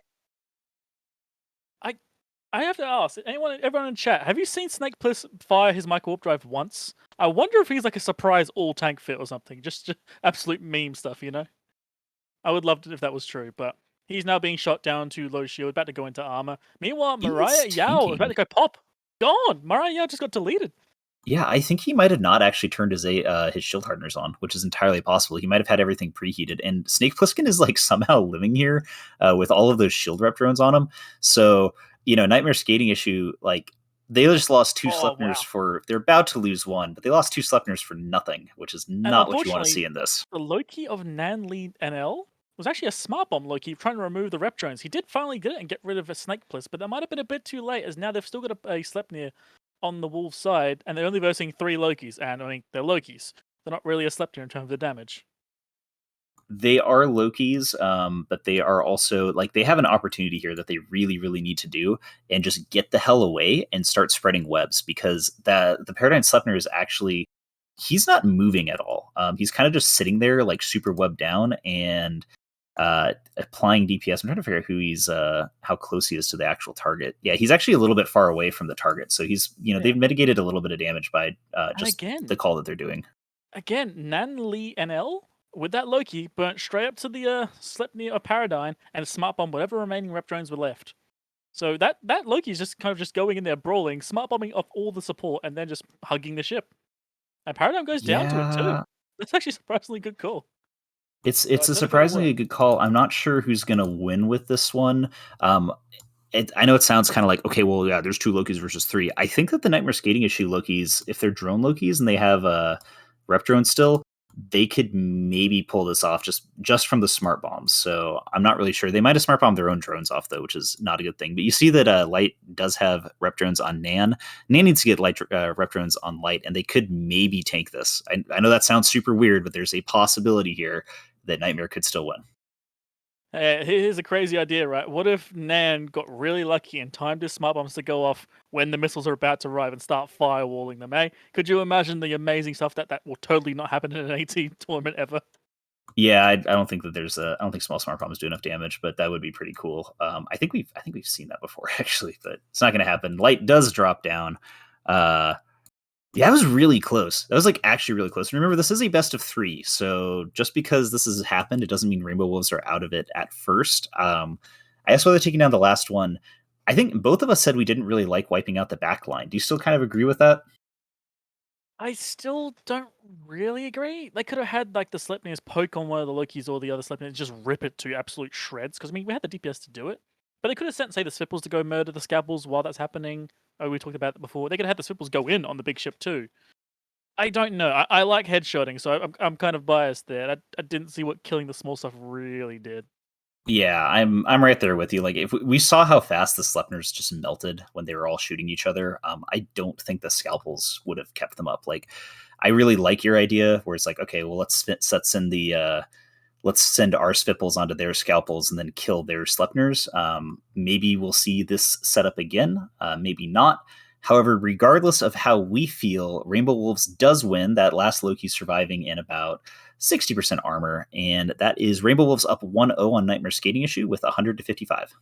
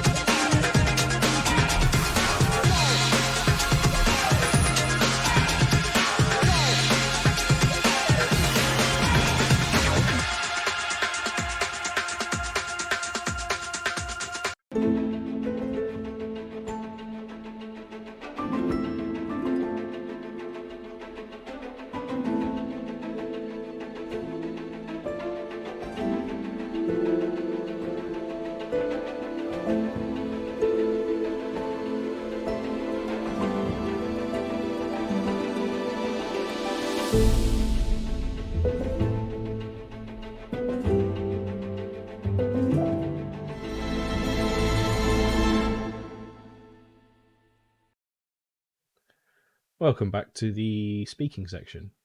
Desk doesn't seem right, so it's Like, we don't have a shared desk. It's the Although I am at couch, a man. desk. Come on, we talked about Sorry, this. It's the speaking couch. Yeah, okay. Casting couch. No. Stop it. Told you We're this gonna go back to before. we're gonna go back to the Thunder Down Under description. Anyway. Yeah. Black Belt So Pirate was speaking- explaining the lore behind that team. Anyway, so yeah, congratulations to Rainbow Wolves going 1-0 up in their best of 3. Do you guys want to break that match down for a little while? I think the next match is about 10 minutes away here. Well, I also speaking want to of hear things that from went those who down won in the under, match. Maria Yao, that Sleipnir, I'm not sure if that ship ever really cycled hardeners or any sort of an artillery shield booster. One of the things, kind of the nerd stuff we do here on the desk is, we're counting individual charges. All of these Sleipnirs, for reference, would be fitting insular shield boosters, and you're kind of going through, okay, how many cycles of the 9 charges on that have they used? How much longer are they going to tank? And this Maria didn't seem like he had hardeners on or was even ever cycling that booster.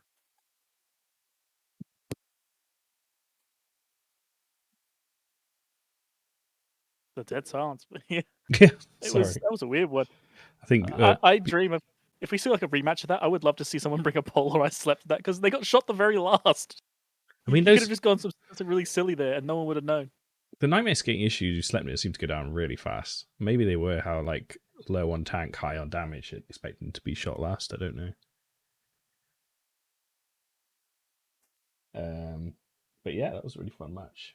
So let's see. Do we have the bands? Are they in yet for the next? We do. No. Okay. So we've got the bands for the next match, which are so Long GG's roaming team have banned Sentinel, Loki, Balgorn. Interesting bands.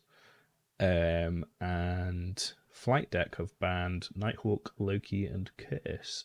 And there was, because of the duplicate Loki ban, Cerberus is banned as well by both teams, actually. So, interesting. Thoughts?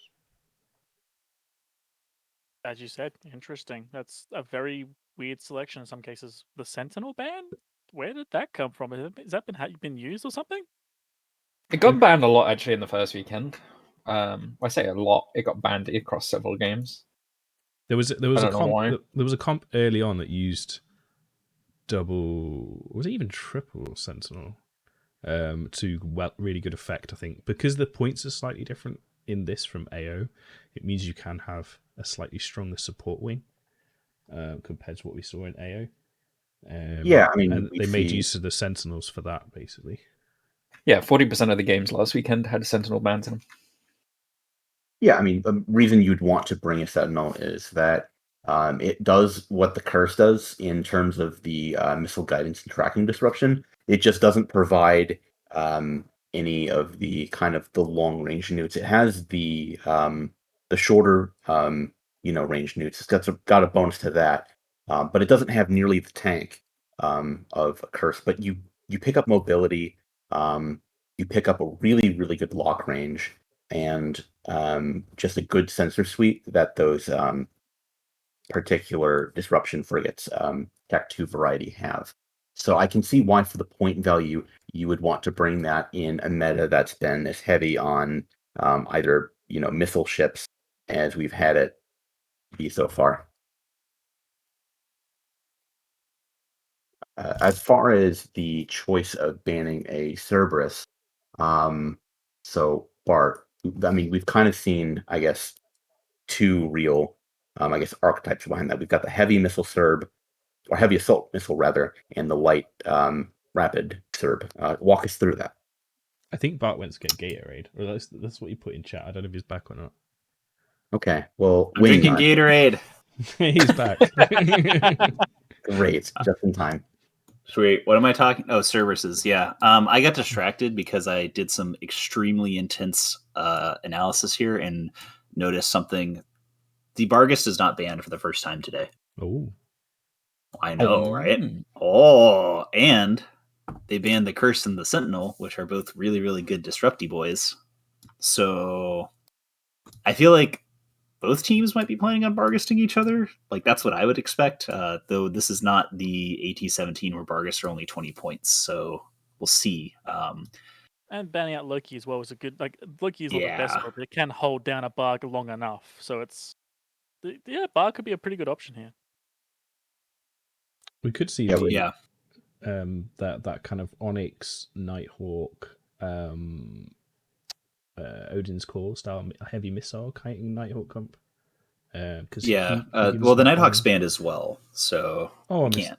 Unfortunately, Oh yeah, of course it is. You could do that with a Sleipnir though. I'm being blind. Or a Claymore. You could do it with a Sleipnir. I'm kind of thinking, like, looking at this from like an analysis standpoint of bans. I'm expecting that both teams are going to do some kind of Bargist variation, because what the Cerberus ban says to me is like that's kind of a standard that you do Bargist and Cerberuses, because Cerberuses are pretty much the only rapid light ship that can actually tank versus Bargis due to the assault damage control. So I'm wondering if we're going to see some like weird creative variation of a Bargist kiting setup from both teams, where they've kind of figured out, they're like, well, if you ban the Cerberus, you bring the Onyx and it works great, or something like that, and they're going to just slam that into each other. I don't know. That's kind of what I'm expecting here. I don't know. I want to see if one of them was thinking that and going, you know what? What if we just bring a Sleipnir Rush and just murder the Bargist? Right, like that's the other option, and I think that'd be really cool to see this, because I actually want to see a Cerberus, or I want to see a Bargis kiting setup go up against a Sleipnir Rush, and I think you're totally right there. Yeah, because like a Sleipnir with this is the one thing where like the broadswords would actually be extremely powerful, because you have that 20 km scram that you can actually run up and just grab the Bargis before they get away from you. Because Bargis, they're fast, but they take a while to get moving. Interesting thing there as well, of course, is that those scrams are actually pretty expensive on the capacitor, and the Barg does have some utility highs, which almost definitely will have a newt or two. So That's true. That could also go poorly for them as well. I'm not saying it does. It could go poorly for the broadsword or the Onyx that tries to do that. So I really want to see this. I honestly want to see Barg Kite versus a Rush comp. I got to see this, please. I mean, we do see. Sorry, I'll just cut in there a little bit, but hold that thought, Maud. We do see the teams coming local, so it won't be too long to the next match. I just wanted to sort of give a little background. I believe Long GG's roaming team, which is the team you're going to see on the red side, who banned the Snowstorm Loki Balgon, they are Esports Patopia on Tranquility, who are a small gang, kind of wormhole-based roaming group, who are in the Lights Open. They really impressed me. I think they ended up like, I want to say top 8 at least, maybe tops, maybe like they got a stage further than that. I can't remember exactly, but I think that they're playing really, really well so far. It'd be great to see them. And the Flight Deck, who they're against, I believe are a fraternity-based team, who Esports Utopia actually broke off from. So some of these guys actually know each other quite well, I imagine. So a bit of a grudge match this semi-final should be quite interesting. Sorry, Maud, I cut into you. Yeah, no, I mean, just going back and talking about, Sleipnirs for their point cost, some of the utility that they do bring to the table. Excellent damage with, the autocannon buffs to surgical strike. They're very fast. They bring those links. They also have the ability to fit an ancillary shield booster pretty comfortably in their mid slot. So you kind of get this perfect package of good tank, very fast, and utility in the form of those links. And you kind of create this perfect storm of being able to get across the field quickly in a way that Nighthawks just don't really do.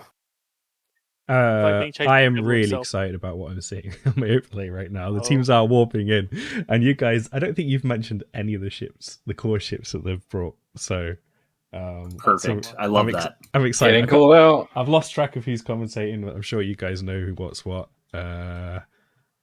It's Bay. Bay's commentating this one. Yep, me? It's Bay and General Stargazer. No, that's no.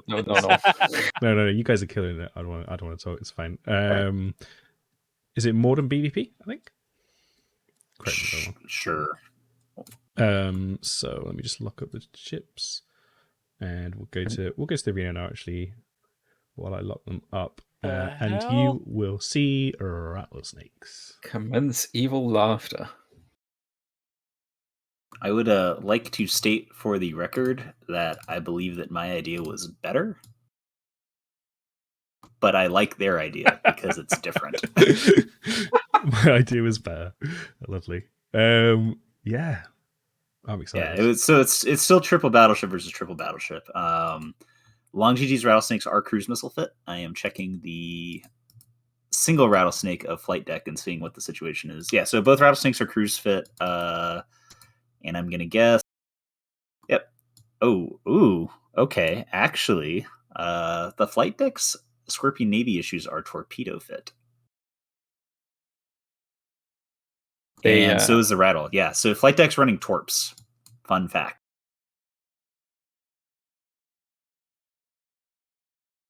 The match is not actually going to start for another 2 minutes. So you have. Well, I'll just jump in there and say, with Hugan on the side of Long GG rather, and they've got quite a little bit of space between them in terms of the position they've walked in there. With that Hugan, if that Hugan does the right work, if it's cruise against torpedoes, the flight deck are going to get kited to hell here. I don't see how they're going to apply any damage with those torpedoes. They have got an Onyx there, can rush in and scram something, but assuming the Hugan slows that Onyx down,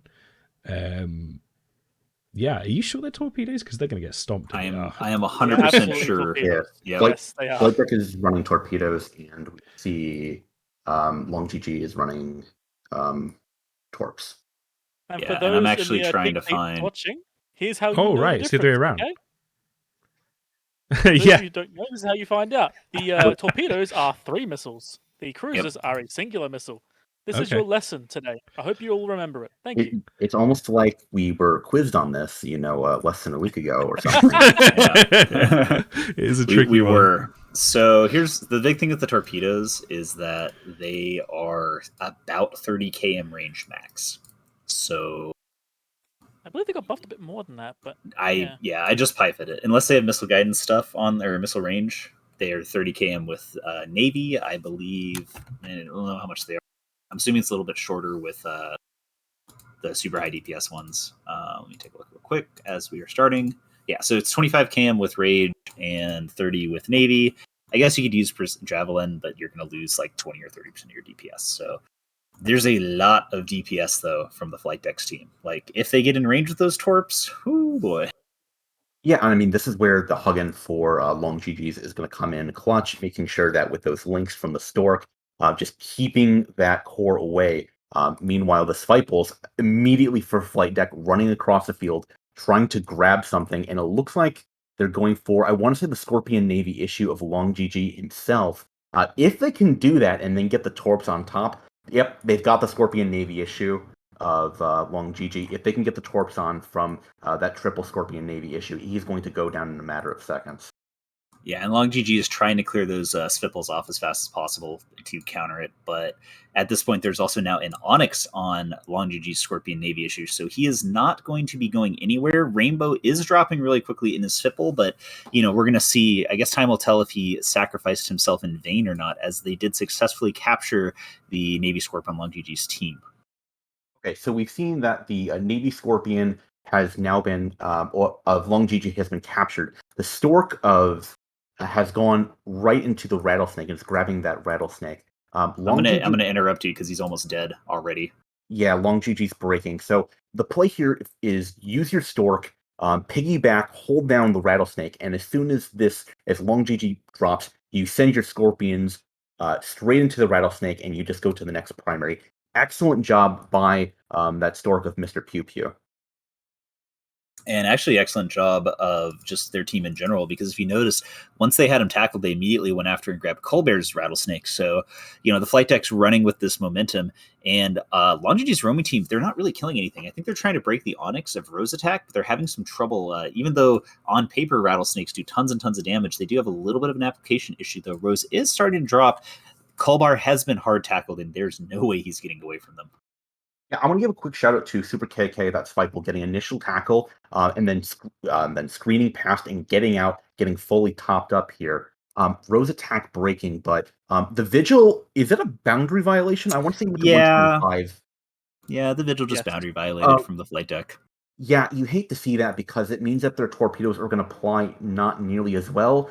But I mean, you're still shooting battleships. You're getting perfect application for the targets you really care about.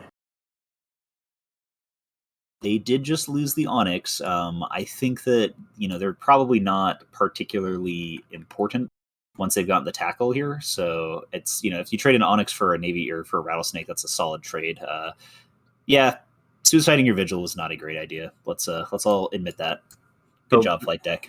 So the Stork of Mr. Pew Pew has just been sitting on top of King MYF. In a second, we're going to see that trio of Scorpion Navy issues just absolutely eviscerate the shields of King MYF.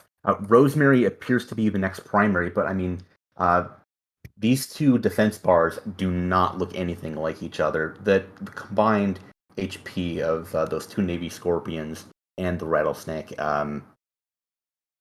just way too much to really overcome right now for Long GG. Yeah, I think, and the thing with Long GG's team, they had 2 Jackdaws, a Stork, and a Raptor. So they actually had quite a bit of screening. I feel like and a Hugin. Like, they had so much ability to maybe not necessarily prevent what happened, but at least slow it down and get some more damage applied there. But Flight Deck just, they pretty much just rammed them, and they totally ran over them.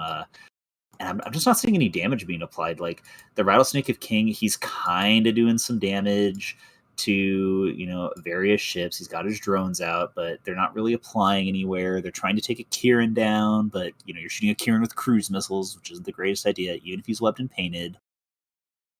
Yeah, I mean, we see that the two Jackdaws are shooting light missiles, which will do about 250 damage each to that Kieran, which now pops. So they do drop him. But speaking of the things that are dropping, King MYF just getting wailed on right now between the double Scorpion Navy and Rattlesnake. As you were talking about that Hugin, he was just too far away to actually be doing any screening to these the Spiteful and the Stork that came across the field, and Long GG is now suffering for it. Yeah, there's definitely a little bit of warpins were a little weird from Long GG. Like, I think if they had brought their entire ball in at 50 and then just burned straight away off the bat instead of kind of sitting there, it might have been a little different. The thing that I'm a little curious about is Long GG was running a triple cruise battleship setup, but they didn't actually go for anything that cruise missiles apply for. So I'm wondering if they kind of just panicked and were like, "Oh God, we're tackled." Or maybe the headshot on Long GG, who is the person that the Long GG's roaming team is named after, like, maybe he's the entire thing that holds their team together, and headshotting him makes it so that they can't do anything. Who knows? Okay, so I want to make a hero call out to Poomjay the Raptor for Long GG. He had picked up Scorpion Navy of a Fubuki Waifu, Weebs out in chat, and it would appear that Fubuki Waifu was being kept just outside of range of being able to apply damage. I'm not 100% sure on that, but if so, that would be really excellent piloting by Poom J.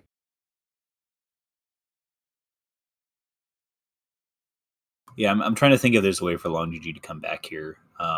They do actually, if that Stork starts moving a little bit faster, he should be able to live here. And he did realize that he is, in fact, only grappled and turned his MWD on. So he might get away from the torpedoes. I'm kind of wondering here, like, there's 4 minutes left, and Long GG actually does still have a fair amount of DPS on field. I know Jackdaws and Raptors don't look particularly threatening, but there is a possibility that once they kill the Stork, they may be able to actually take a Shield's battleship down in the next 3 minutes and 50 seconds. And as these are torpedo Scorpions, they might not be able to take down any of the small stuff on Long GG's team. I'm going to be really rude here and just cut in. Just me, I noticed that Long GG Roams actually have a much bigger attack bar, even though the flight deck have 3 battleships left, which is interesting. Yeah, yes. Well, that's what I mean. The torpedoes are not applying. Like, you're now shooting torps at frigates and and destroyers, and there's no target painters on flight deck's team anymore because their Vigil decided to go boundary violate. So there's actually a chance that they could lose this. Well, I would say yes if there was more time on the clock, but there's currently a point differential right now of 32 points.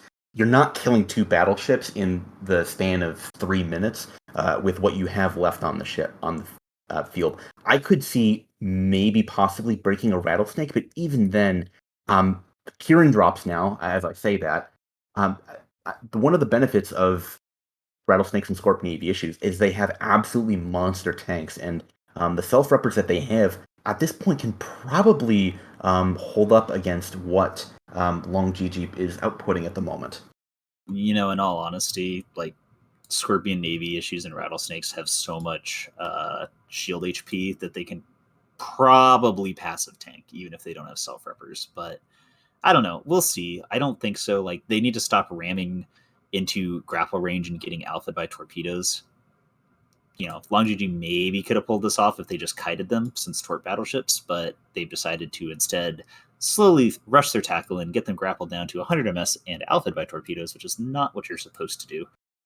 Yeah, I mean, speaking of tackle, I mean, what really won this for Flight Deck was being able to get that Stork of Mr. Pew Pew and that Spiteful of Super KK, get it on the core of Long GG, then you get the Broadsword, and then once the Broadsword got tackle, the Stork and the Spiteful kept pushing, got a second target, then you got the Scorpion Navy issues, all up in the face of 2 battleships, and you're eventually just going to break that with the combined DPS of 3 torp battleships right up in your face. Yeah, I will say I still don't necessarily agree with the torpedoes. Obviously, you can say, but Bart, they won with torpedoes. Clearly, torpedoes good. The thing is that they won with torpedoes because Long GG didn't attack the right target, I think. Like, I would have loved to see if Long GG did everything into Flight Deck's battleships as opposed to going for their small stuff, because cruise missiles don't really apply to smaller ships. And the double Rattlesnake Navy Scorpion actually has pretty similar DPS to the Flight Deck's double Navy Scorpion Rattlesnake, even though one side was using cruises and the other one was torpedoes. Because you got to remember, Rattlesnake drones do many damage. Yeah, I kind of have to agree with you there. If you're the Jackdaws of Gameboat or Vergen Schmidt, use your long range damage to attack the Kierans, attack some of the rep drones, while you use your battleships to actually use your cruise missiles and use cruises and kite out the torpedo ships. But I mean, talking earlier about Pure Yi and Hugin, you have to be able to use those webs defensively to prevent those incoming tackle ships to get on top of your core, and that just didn't happen in this match. Yeah, I guess we will never know. We will never know because things got tackled and then 3 torp battleships overheated all their damage and blew them up. But what does matter is the Flight Deck is now up 1-0 in the best of 3 versus Long GG, winning 72-35, losing their entire bottom line, but still having the 3 big points that really needed to keep them going. And we're going to go back to the casting couch.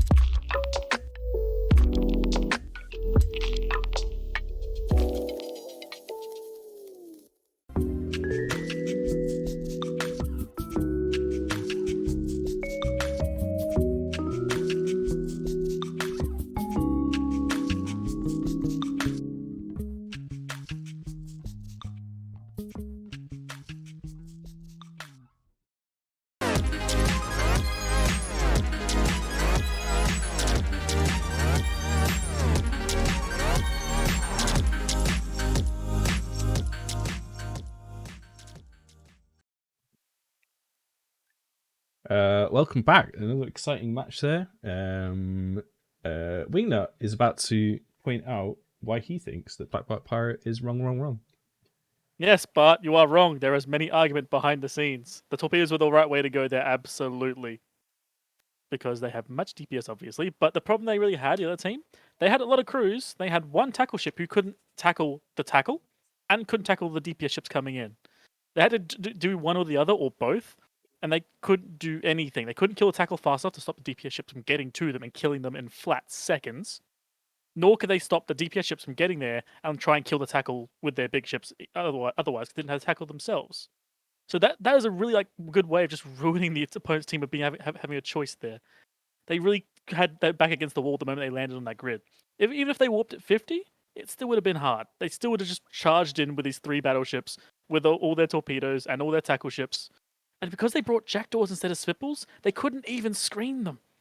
All they had was the Hugin as their screen, and it died.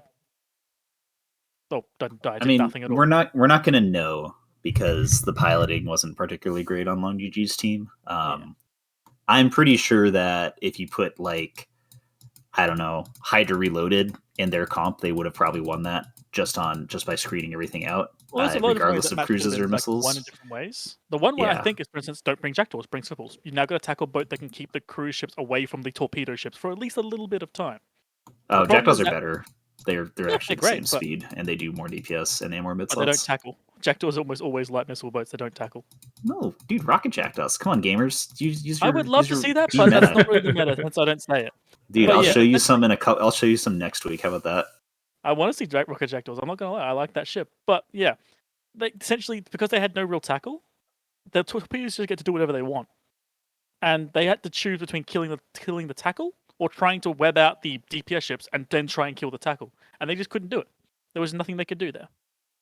I don't know. Of course, that comp they as could well, have the tackled torpedo them. rush, and the torpedo rush as well is also just great because if, as you said, they've brought the Sleipnir rush, great. You come into our DPS range, we kill you.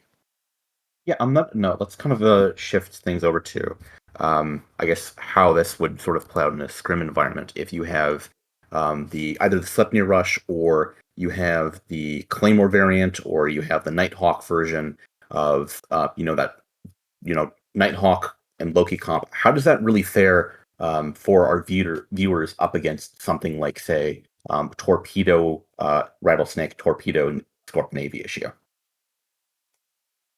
I'm pretty sure you would just die really fast. It's hard to tell. So here's the issue with torpedoes.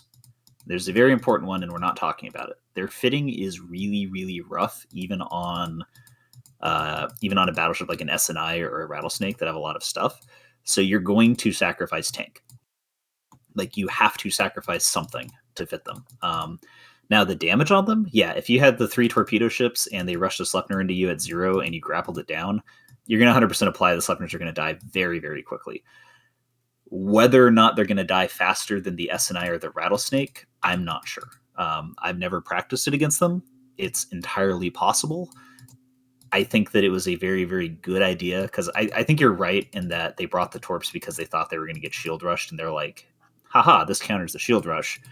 What ended up happening was not that, and they were able to just rush their battleships on top of the other guys' battleships. So, like I said, I wish we had seen it. It would have been really cool to see. We saw something else that was really cool, which is awesome as well. But from a practice perspective, and it would have been cool. I think you're right that it was a counter comp to the Nighthawk rush or the Sleipnir rush.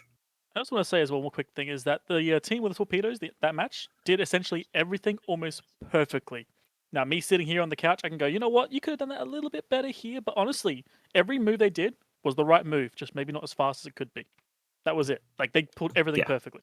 No, they flew perfectly. Like, that was they flew as perfect as you can expect for, hey, we're doing a one-off with a comp versus this comp, and we have no idea what's going to happen. So, exactly. Yeah, 99%. There's a 1% more they could have gotten, but meh, they didn't need it.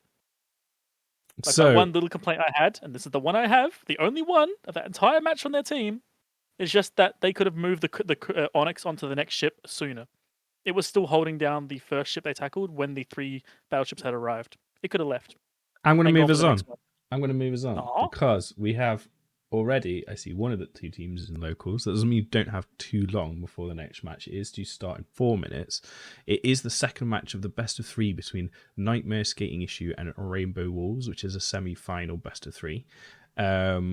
In the so this Nightmare Skating Issue are kind of like a small gang, I believe, kind of Chinese language roaming group versus Odin's Call, who are calling themselves Rainbow Wolves at the moment. In the first match, I believe it was just chaos of Sleipnirs shooting each other very, very, very fast. match there, as everything just died, got obliterated, all those autocannons on top of each other and hand missiles with the Lokis. This time, we don't see Sleipnir banned again, interestingly. So we've got Nighthawk Curse Vindicator ban by Nightmare Skating Issue, and Leshak Balgon Paladin ban from Rainbow Wolves. Do you guys want to give your thoughts on that for the teams coming? I mean, they're literally the exact same bans, with the exception of in the first match we had a Barghest ban, and now instead of a Barghest, we're seeing a Balgorn ban. So it seems like both teams have kind of settled into possibly just running it back, or possibly another variation of this part. What's kind of your thoughts on what these bans open up? We might get to see the Shield Rush versus the Barghest now, because Sleipnir Loki is not banned. Yeah. Yeah, so they could run it back. It could literally be the same match again. But what I'm hoping we see is I want to see a Kiting Barghest comp go up against a Shield Rush. So that's what I hope for. But yeah, this might just be a mere match. And I mean, honestly, they barely won. Like, Odin's barely pulled it off versus Nightmare Skating. So it could go either way. That's the problem with the Shield Rushes. You never know what's going to happen. Sometimes it's just random. I do love it when you get to in the best of series, is when this happens, that the same bands are brought out, the exact same bands in match 2 are brought out as in match 1, because then a whole like array of mind games open up in the captain's heads. They're like, okay, well, given these bands, we know exactly what they wanted to bring last time. So do we bring a counter to what we think they want to bring again? Or do we expect a counter, bring a counter to their counter? Or do we just go, screw it, let's bring Sleipnirs again? I swear it happens more often nowadays. People just start burning themselves out and being like, let's just bring the same comp again. Surely they won't expect that. And they do it twice in a row. Yeah. I mean, honestly, God, though, if you're Nightmare Skating, I don't think you feel like just utterly crushed. Like, for example, if Rainbow Wolves had beat you by like 50 points in a mirror matchup, you're like, okay, whatever this is, it's not working. We don't do it again. But when it's as tight as it was in that last match, you're like, okay, maybe we can adjust, or we can rethink how we go about primary. Maybe we get better tackle onto either the Spitebulls or to the Logicore, and you're happy to run that back. We're seeing that one of the teams is saying they're ready in local. We're waiting on another team to get brought into local. As soon as they do, we'll be bringing that to you live. Yep, not long to I go just want to now. see the kiting Sleipnir Cerberus comp. I don't want them to brawl. I want to see the kiting version. Just pull distance and make them come to you. I mean, But it's probably going to be a brawl. I don't think it would work out. But if you had artillery on the Sleipnirs, you would. If their tactic last time was to go for the small stuff first, right? Like, if you had artillery, you would be able to just delete those Kirans or Scalpels, whatever it was. Oh, here's the thing. Like in the Cerb is doing seconds. that for you. Oh, right, sure, yeah. The Honestly, rapid like, lights. just it may sound weird, but autocannon kiting, they're going to come to you no matter what. Use 425s, keep some distance. Use the Serbs, just harass them. But I suspect it's going to be a rush. I want to be wrong. Please make me wrong. I think we mentioned before that we thought maybe the Odin's core team brought potentially a propless Sleipnir. Like, again, They did, by the way. They didn't. Okay, it is one of those scenarios though where if you're like confident that the other guys are going to be right on top of you, and you can hit out to like 20 kilometers with your DPS or whatever it is, like ditching a prop mod and adding another invul, or maybe even another cap booster would be really useful. Or maybe even, I don't know, like, is that a strategy that you would ever have like the confidence to try and pull off BBP as someone who's like been team captain? I'm not really a team captain. In the past you've kind of I've certainly been slightly useful once or twice. Yeah, okay. When you were being slightly for youthful, would you advise your team captain to try that sort of thing? You can. So you can do Sleipnirs with double invul. Like, you basically there's a couple little things. Sleipnirs aren't particularly like.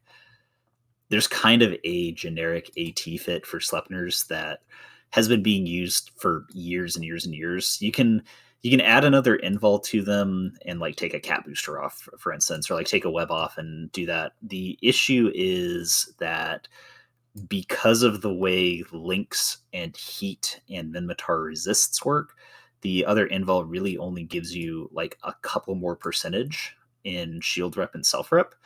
And you're so vulnerable to newts. Like, yeah, okay, it's an autocannon ship. Who cares if you get newted out? Well, you can't turn on your MWD and you can't turn on your shield or your invul. You die so fast. So there's the trade-off. Like you're risking, what if I get newted out? Then you're kind of screwed. If you don't get newted out, then you just gained like a small percentage of tank. So I don't know. It's worth the trade-off sometimes. Like if I thought I was going to be doing a mirror rush, I'd probably do it.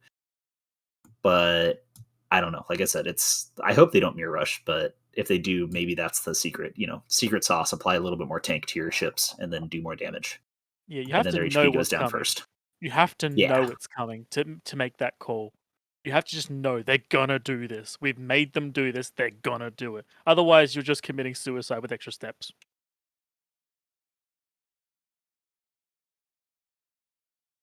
What are they saying in local? I can't read that. I'm gonna go to Google Translate. I got this. Hold on. It does seem like there's a little bit of delay here, guys. There's this match was scheduled to start about 3 minutes ago, I think, and only one team is in local, so there must be some sort of issue with the other team that they're trying to resolve. Yeah, we're getting word that one of the members is having a little bit of difficulty actually getting logged in, so that is holding us up for the moment, but I'm sure that will resolve itself soon enough. Doesn't bode well for me getting my train on time, that's for sure. But anyway, what's more important is just leave your tournament stream to be running. on time. What? It'll be fine. Dude, you're like one of the most experienced ones here. How do you expect that? How could you be so naive? It was going so smoothly last week, and these guys are, I must say, shout out to the group that organized this. They don't really have like a brand name or anything. It's just like some guys who chatted on Reddit. I know that one of the guys is an esports Potopia who organized this. Shout out to him. His name escapes me at the moment. Let me just scroll down and find it. Alaska, yeah, I think his main's name is. So shout out to him and his crew for organising this. They've run a really tight ship.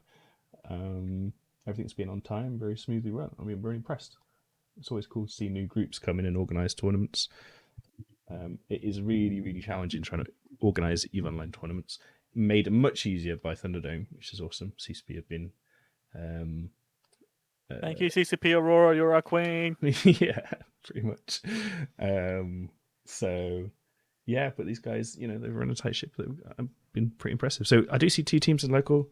Hopefully they will be warping onto grid in a second. I see not General Stargazer asking them if they're ready. It's been confusing me a little bit now. My alter ego. Yeah.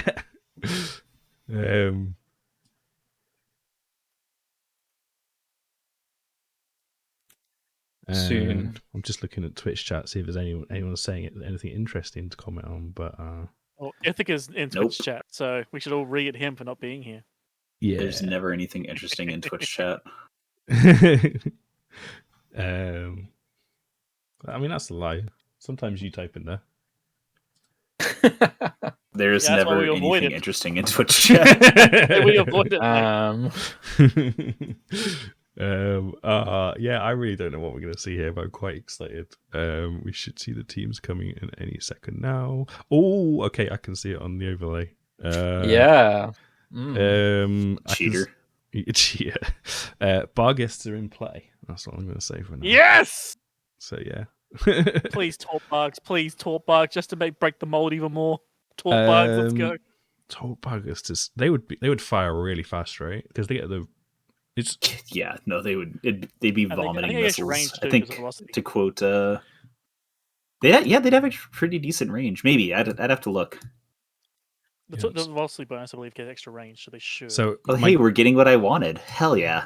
So my guess is this match is going to start pretty quick. So I'm just going to cut across now while I look the teams up. I made a little list while you guys are talking. I think it's Wingnut and BVP this one. So away you go. Oh my! All right. It's the party time now, boys. Party time. Party boat. Party couch. All right. So we have that thing that I was hoping we would see, which is Rainbow Wolves bring a triple Bargus, 2 Storks, a Hinya, Jackduck, a Caracal, and 2 Kierans. Nightmare Skating Issue is bringing a Shield Rush. I'm actually making sure real quick that those are, in fact, autocannon slip, which is what I would expect. Yep. Yeah, rapid heavy Bargus. Yeah, they are rapid heavy Bargus. Yeah, your dream was crushed. I know, man, but those 3 bugs worth of rapid heavies, though, and a Caracal to back it up, that is a disgusting amount of clip damage. It's a lot of damage. I was worried that they could this is going to be kiting, though, man. I was worried we're going to find out. But they actually can. They've got 3 like rapid heavies. That's like I'm trying to like the mental math, and I can't remember how much that is. That's a lot. We have an AFK Sleipnir. Okay, now he's moving. Okay, they're actually going after the Scalpel of Code Earth right off the bat. He is triple target painted and webbed down. We're going to see if that is going to go straight through his shield or not. Missiles are in flight. And Nightmare's being very smart in going after that Hyena, which is definitely the correct call here. I think that they probably have realized they're not going to break the Scalpel and are going to probably switch off here. Yeah, it looks like they're webbing down Loki's right now. Trying to just prevent that big blob of damage to get on them, but I don't know. Like, it's going to be really tight. Like, these Bargus have to stay away. Yeah, I'm just watching the Loki of Andy FTF. He's gotten pretty close. He might be able to get the web onto a target. Looks like they're going for the Hyena of Yoke. Okay. He's gone. There goes application. That's huge. Like, losing the Hyena right off the bat is not a good thing. Andy FIF is taking a lot of damage. One thing to note is that they are pretty much kiting away from their Scalpels, so that Loki is not getting reps from any of the logistics on Nightmare Skating Issue side, but the Paradigm does have a web on him, which is not what you want to see. And look at the Swipple of Leon Soval. He just tackled down a Barghest. If he can hold on to it just a little bit longer, the Slip de Pain train's coming in. You gotta make it let go. Yeah, and this Loki's kind of holding. Yeah, let's see here. That's not good. I wonder if they clipped. Might survive. Yeah, I suspect they've definitely clipped by now if that Loki's now going up, which he is. Yeah, they've got to have clipped there, which means that Loki's going to survive, which is not.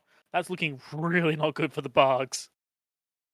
Yeah, and the Scalpels were able to catch up in time. Well, yeah, because look how much damage is happening to the Paradigm. He's just getting destroyed right now. There's a huge amount of active reps. Like, look at that active rep attack bar, which is the purple bar at the end of the defense thing. But, I mean, there's still so much damage on him right now. Honestly, yeah, that's just GG. Unless something changes that we don't see, that's the end. They couldn't even kill the Loki before they're going to lose a Barg. And that's now a third of your DPS removed. So we say that, but 2 of the Bargus, like everything else on Rainbow Wolf's team, is pretty much free right now. They're trying to pop NUS in the Sipple, and I think he is actually going to go down pretty quickly here. Yeah, he goes down at the same time as the Bargus, so that's something. They're clearing a little bit of tackle here. Caracal is tackled by Snake Pliss, though. He might have DC'd. Just kidding. Sorry, buddy. Snake Pliss, stop DCing. He just explodes. Okay, bye. So, yeah, even though the Bargus have pulled away, I mean, they've pulled time to maybe do some more damage. They're trying to go for another triple, I believe. The problem really is the Lokis can still catch the Bargs. So they can. The Bargus are slightly slower. I believe even every ship on Rainbow, they can. Yeah, we saw the Sleipnirs went up to about 2k, or the Bargus, I think they can hit 2k when they're going at full speed, but then they kind of tap out. Or if this Fipple dies, then it looks like he's turned his MWD off and is sitting in defensive mode. That might give Rainbow Wolves a little bit more time, because they are still not tackled right now. Like, they're basically kiting straight away. But at some point, those Bargus do have to turn, and once that happens, things get a little rough. Oh, look at the Swipple, mate! Look at the Swipple and his giant nest of rep drones. Yeah, and Nicole, I just got tackled by a Loki. Yeah, that range bonus web just got him. So, Lokis are OP. Please nerf CCP. Loki, very strong ship. Yep. DPS, tank, and utility. It's like it's a Swiss Army knife that does everything. I'm mildly salty. Yeah, and I mean, we're seeing the problem with rapid heavies. They're on reload and they're not doing any damage right now. Yeah, but let's be honest here. Cruz would not have done anything. And I honestly don't know if even Torps would have. I mean, Torps maybe, but you're risking that shit. The thing with Bargus is, like, they have a lot of shield buffer, but their resistances kind of suck unless you use all of their mid slots for them. So they're pretty squishy for what they are. Yeah, there was just so many rep drones for the for the Nightmare Skating team as well. They had enough to keep their small ships alive, and that Loki of Andy staying alive, that was the instant kill. Once that guy survived and the Bargus ran out of ammo, this match was never going to go any other way. Yeah, we see this a lot with rapid heavy teams where like if you don't get somebody in that first clip, you're kind of screwed. And now all of the ships besides no, yeah, everything is actually on top of the Bargus, and they just totally destroyed him. You know, we saw as those Slepners got in range. They're going after the Loki again, though. Maybe they can get him this time. No. All right, I'm back. Sorry about that. Oh, it's all good. I was just watching. I'm watching the Loki. Yeah, I don't even know. They're not even shooting right now on Odin's Call. I think they might have actually just said they're probably strategizing for the next match because they have to do another one in like 30 or 40 minutes here. I liked the idea of what they did. I'm wondering if they had just gone straight after a Loki instead of wasting like God knows how many missiles into a Scalpel, which they weren't able to kill. Or maybe if they'd gone after the Svipples or something, if they might have won this. Hard to tell. It's a really, really hard call for sure. Like, what target do you think you can kill fast enough? And they also need to try and remove some of the bigger rep drones, but even then, that's just wasting precious time and damage. It was just pretty much an impossible call, I think, in that situation. You've got 2 or 3 like great tackle ships. You've then got 2 or 3 big DPS and tackle ships. Their entire team is built to catch you. They're all Mimitar. I mean, it's a Mimitar rush just in fancier form. Yeah, Mimitar Rush, but teched up and going really fast. Yeah, I mean, short of maybe trying to take the Sipples out and then going after a Loki, I don't know. It's like you said, it's super hard to tell, but I mean, we've seen this before. And, you know, if get it. Oh, is he MJD?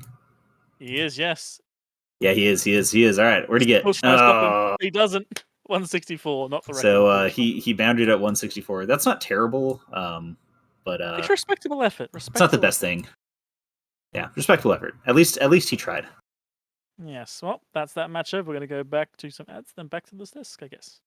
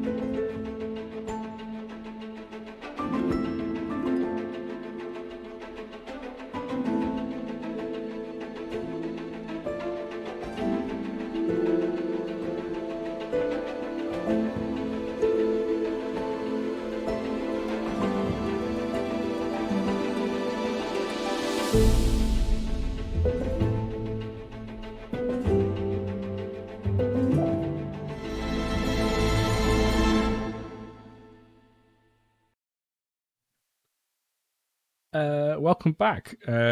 So we are Winglet has left us, and Lord Ithacal Hawk has joined us. So a little bit of a switch out at the end there for the last one, maybe at least 2 matches, maybe 3. So it is 1-1 now between Nightmare Skating Issue and Rainbow Wolves. So yeah, that was a pretty cool match. Anyone got any thoughts on that before we are a little bit behind? I don't know how fast they're going to catch up, but yeah, anyone got any thoughts before we talk about the next one? Yeah, a few here. I can't help but feel like so one of the things that you have to deal with in any sort of a kiting setup is your priority is always, always, always what can catch me, what can pin me down and prevent me from being able to kite. That is going to be one of 2 ships in this composition. That's going to be either the Spipel that's going to run ahead and get on top of you, or that's going to be Loki, which will try to use long-range webs and pin you as you kite against the edge of the arena. Essentially, what happened is that the first 30 seconds or so of that match were essentially wasted by the Bargas as they tried to kill a Scalpel, which you're never going to do once it gets a sufficient critical mass of rep drones on top of it. So unfortunately, it's one of those situations where you sort of throw the match in the very beginning Then you compound on top of that where the hyena gets caught going 600 meters a second and dies. And then you lose your paints, you lose a defensive web. Um, Once that happened, it's just a matter of time before everything gets pinned down and you lose.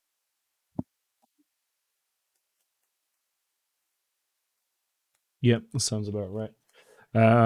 So the next match is due in 3 minutes. So I guess we'll start spitting out some ideas here.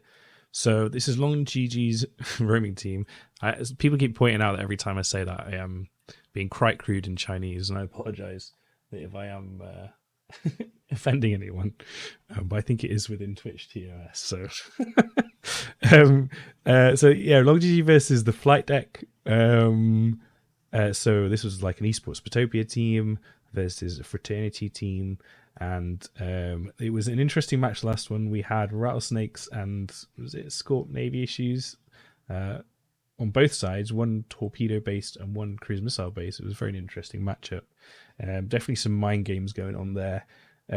So the bans this time are Long GG has banned Curse, Sentinel, Loki, and Flight Deck have banned Nighthawk, Loki, Barghest, and because of the double Loki ban, we see Vexer and Cerberus ban. Vexer ban seems weird, like they kind of getting tired because they've been blowing up spaceships and the stress is getting to them. Why the hell? I don't know why you'd ban a Vexer. Like, it just seems like a whatever ban kind of thing. Yeah. No, I agree. I think that they were just told, they're like, hey, you need to ban another ship, and they're like, yeah, Vexer. Like, there's no reason to ever ban a Vexer. It's not a particularly amazing ship. If you ban a Vexer, it doesn't mean that you can't fly anything. So Yeah, I mean, you ban a Vexer, you bring an Arbitrator instead. It's like, okay, congratulations. Like, it's what, 1 point different? You're not really accomplishing a whole lot with that ban. We did see it get used for basically its massive bay of drones and the to do damage with, and then a little bit of just using it as a medic ship basically. 4 points for all of the kind of heavy repair drones you get with it is actually pretty good. But is it worth the ban? No. And then we see the Cerberus ban. So Bart, with these kind of bans, where's your thought process at here?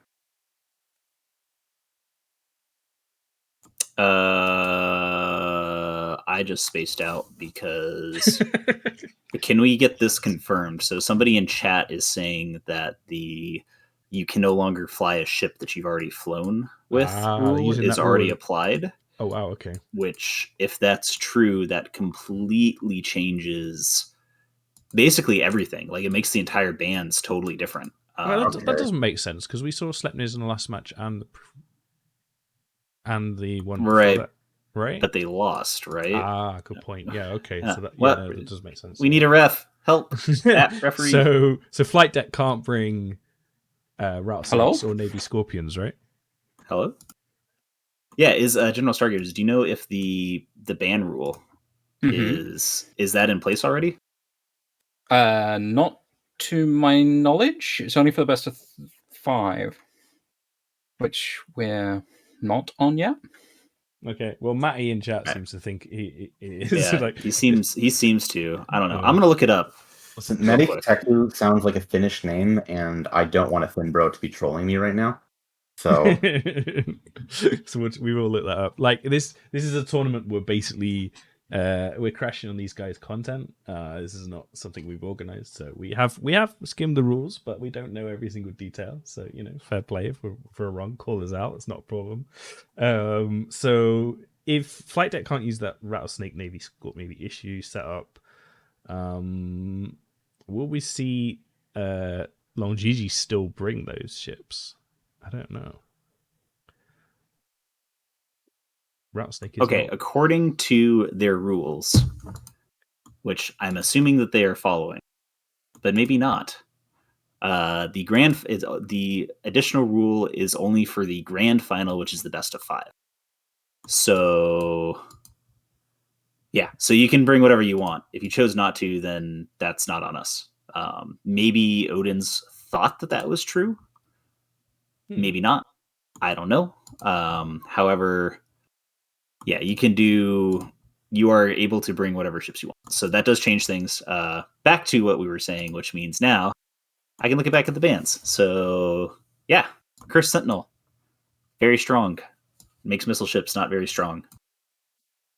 They did ban out Nighthawk Loki, so they really, really, really don't want to see that shield rush. Like I said, I don't know what the deal with that extra is. That's kind of goofy, but I think that the flight deck really doesn't want to see any missile kiting comp at all, because Nighthawk, Loki, Bargist, and a Cerberus ban, all from them, basically bans out every single heavy missile kiting comp you can bring, and also does a pretty solid job about stopping shield rushes. Though, as we've seen, there are creative ways to still shield rush people.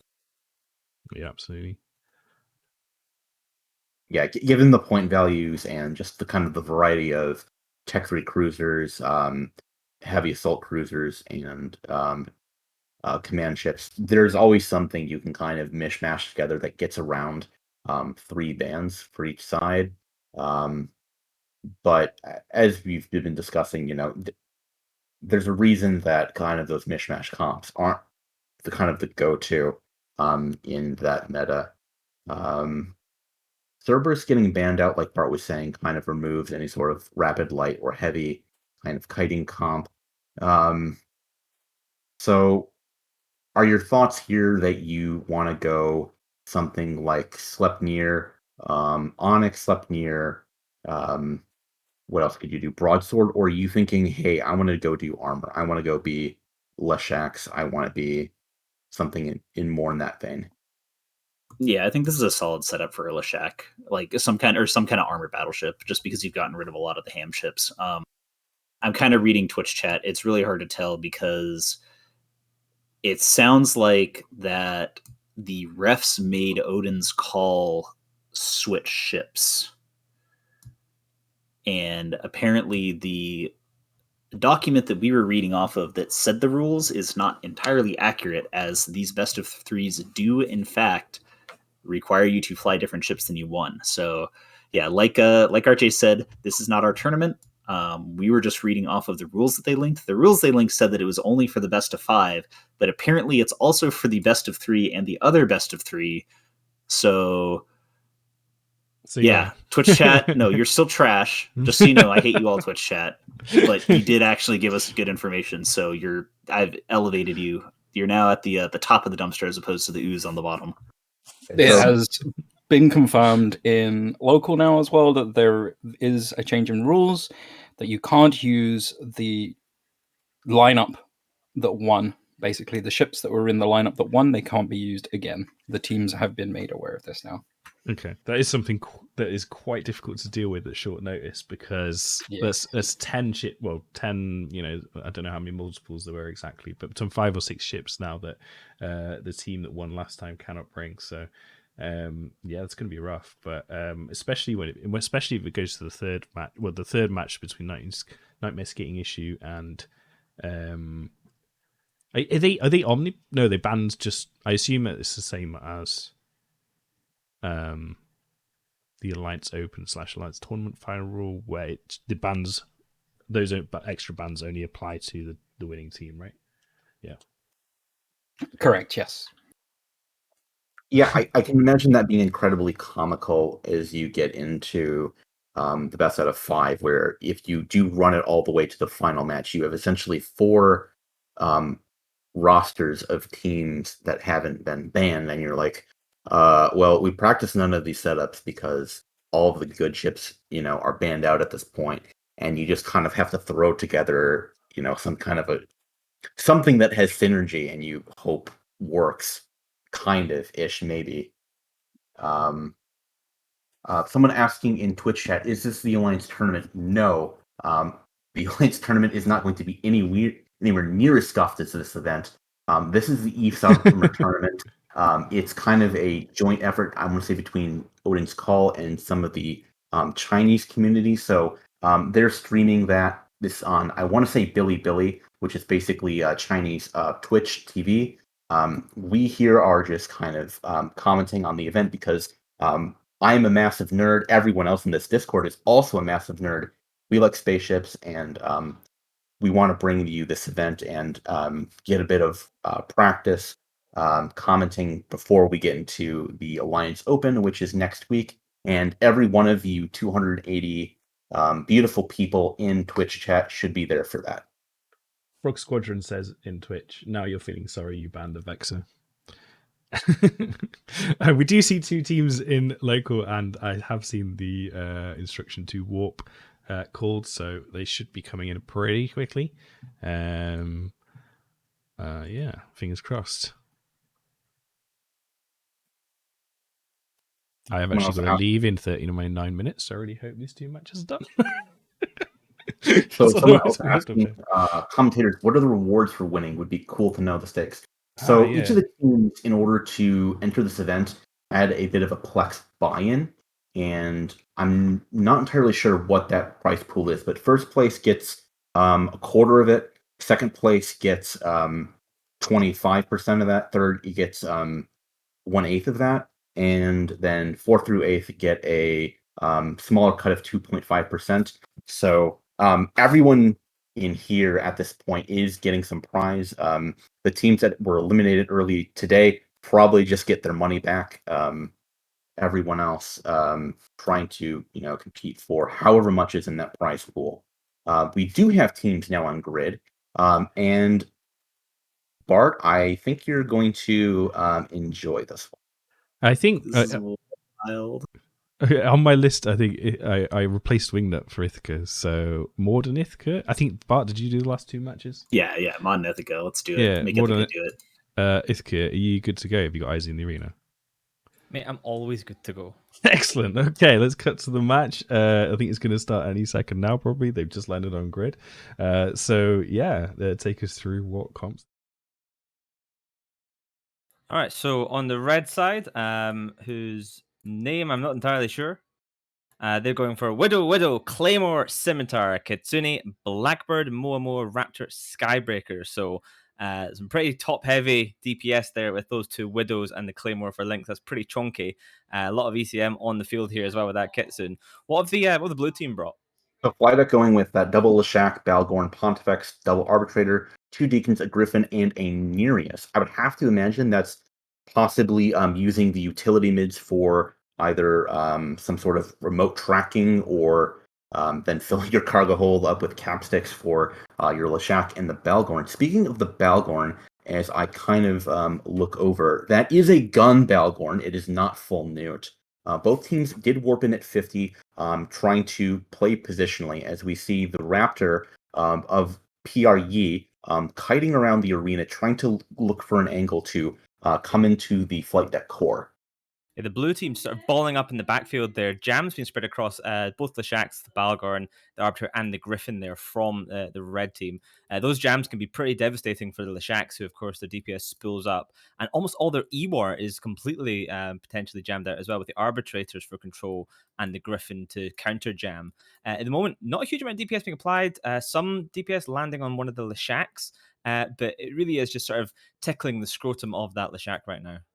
Yeah, we see a bit of a smart bomb effect applied as we see Vespas being sent onto that Leshak, but Leshak's using smart bombs in their utility makes a lot of sense given the amount of drones we've been seeing for damage or ECM thus far. Also repairs. We're seeing that there's some heavy armor maintenance bots being left out in the field that the Raptor is shooting at. So far, teams just kind of jockeying for position. Speaking of position, this Leshak of alternative Muvlub weebs out once again in Twitch chat, getting caught down and will be the primary. Yeah, I mean, so far it looks like it could be okay. It depends if those Deacons are jammed or not. The red team have gone all in on ECM, as I see a whole bunch of ECM drones as well. They're not even using rep bots. They're just like, how much ECM can we fit to a single comp? This is the answer, all of it. Alternative Muvlove, not really being repped, but not a huge amount of damage coming from the red team. Meanwhile, the Moa of Fang Tsero is actually taking quite a lot of damage and is not getting any reps from his mate in the Scimitar there. Yeah, I mean, Moa is known for having a bit of a resist buff, but I mean, it's still a Tech 1 ship, and tool shacks that spool up on you, if they're not totally jammed out, are going to chunk you eventually. Thanks Zero starting to stabilize a little bit. Maybe the Widow getting some jams off at this point. Yeah, I suspect that the Griffin is doing a bit of good work there in kind of balancing out the ECM a little bit because it looked like the Scimitar perhaps got jammed by that Griffin. He'll, of course, be able to try and limit some of the opposing E-War as well, and that's probably why they're choosing to put some drones on him and chase him down. Um, this is a bit of a stalemate at this point because I mean, the attack bar on the red side is absolutely girth-tastic, but look how much of it is being applied. Almost none of it. They're really struggling to get anything actually down onto this blue team here, who have a much bigger tank.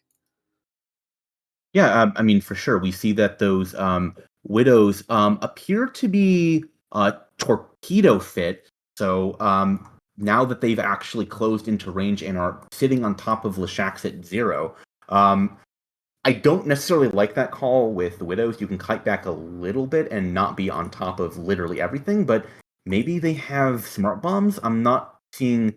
Yeah, we're seeing smart bomb effects go off, and that would be the remainder of the repair drones on top of those two Leshaks. Yeah, that will be problematic to say the least here for the blue team. The Deacons are going to be getting hit by these smart bombs as well, so it's going to be just damage spread around, which is quite hard for those little ships to deal with. They can rep fast, their cycle is very, very short, but they have to move around the arena in order to apply their rep. So if the other team starts splitting the DPS and forcing those Deacons to move around, then it could be very, very difficult for them to keep up. So you might say, well, how did the Widows close to range? I mean, the blue team has a Balgorn. That Balgorn was held down by a Skybreaker at this point. That Skybreaker, you know, basically a single point ship, completely mitigating the utility of that Balgorn to actually do its job. And then once the Balgorn was pinned down, the Widows just went around and are now sitting on top of those two Leshaks. Yeah, those Widows look like they might have forgot to fit any form of tank, though, because they are just getting chewed through by the DPS coming out of the blue team. And the bar for the blue team isn't even that big right now of what they could potentially be doing. But that Widow is absolutely melting. As soon as he hits armor, he's just going to disappear. I think the last Widow must have got caught with the Scimitar, got jammed, and got no reps. So he just got annihilated. The second Widow hanging on in very low shield. He's only got like 5-10% shield left. There he goes into armor now, and immediately all the way through armor with those fully spilled Leshaks at this point. Those beams have not been broken, so he's going to drop down. And at this point, that is most of the damage of the red team gone.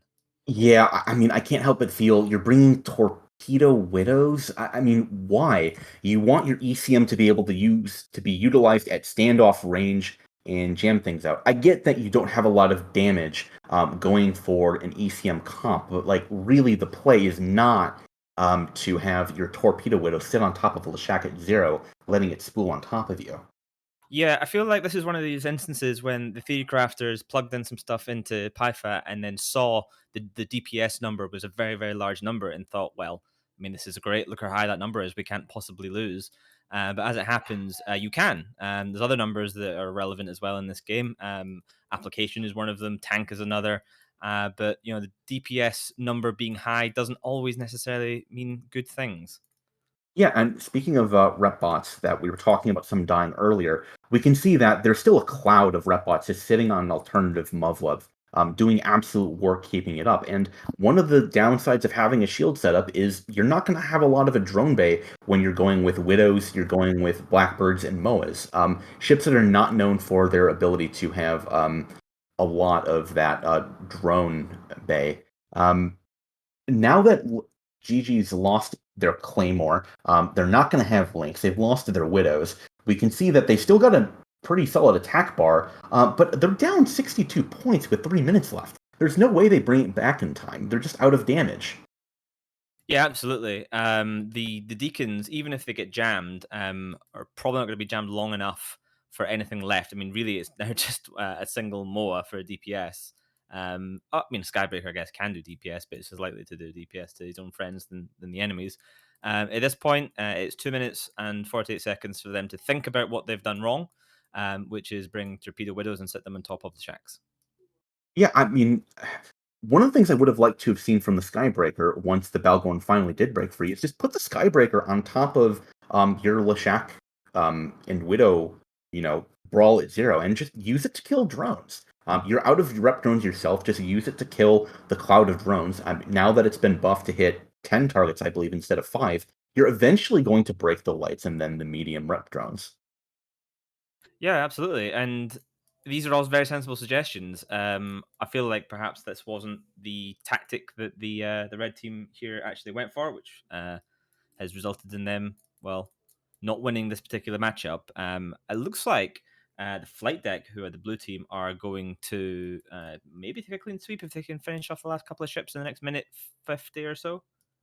Yeah, I mean, Flight Deck is currently in the series up 1-0, and I mean, they're just going to cleanly, as you just said, this is going to be a perfect. I don't know if they'll pick up the Scimitar and the Kitsune or the Raptor here in the last, 90 seconds of the match, but excellent,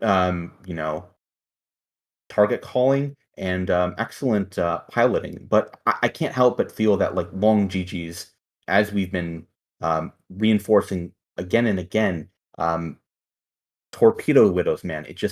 It's not a thing. It's not a thing. Unless you're a pulsar, I mean, that might work.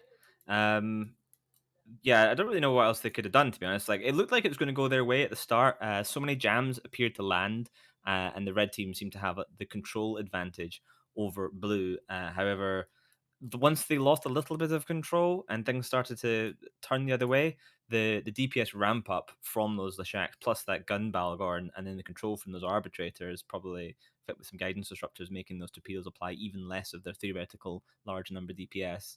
It just meant that it just did not work. The Scimitar is down. It's just a Raptor and a Skybreaker left at this point. The Raptor is jammed, grappled, webbed, scram, neutered. He's basically everything, so he's going to be disappearing as well. And then we will probably go back to the studio in about 28 seconds. Yeah, I mean, we'll talk about this more when we do get back to the studio, but I mean, I really like the choice of ships on the flight deck to really augment that Leshak and Balgorn setup. You have the Pontifex for links, you have double arbitrators, you have 2 rep ships, you have a Griffin to try to do counter E-War against the Widows for all of 3 points, and then you have a Nearest, which has a ton of mid slots. That's why you bring it. You give remote sensor strength to the rest of your ships, or you boost it with remote tracking. All things we will talk about on the desk in just a few minutes.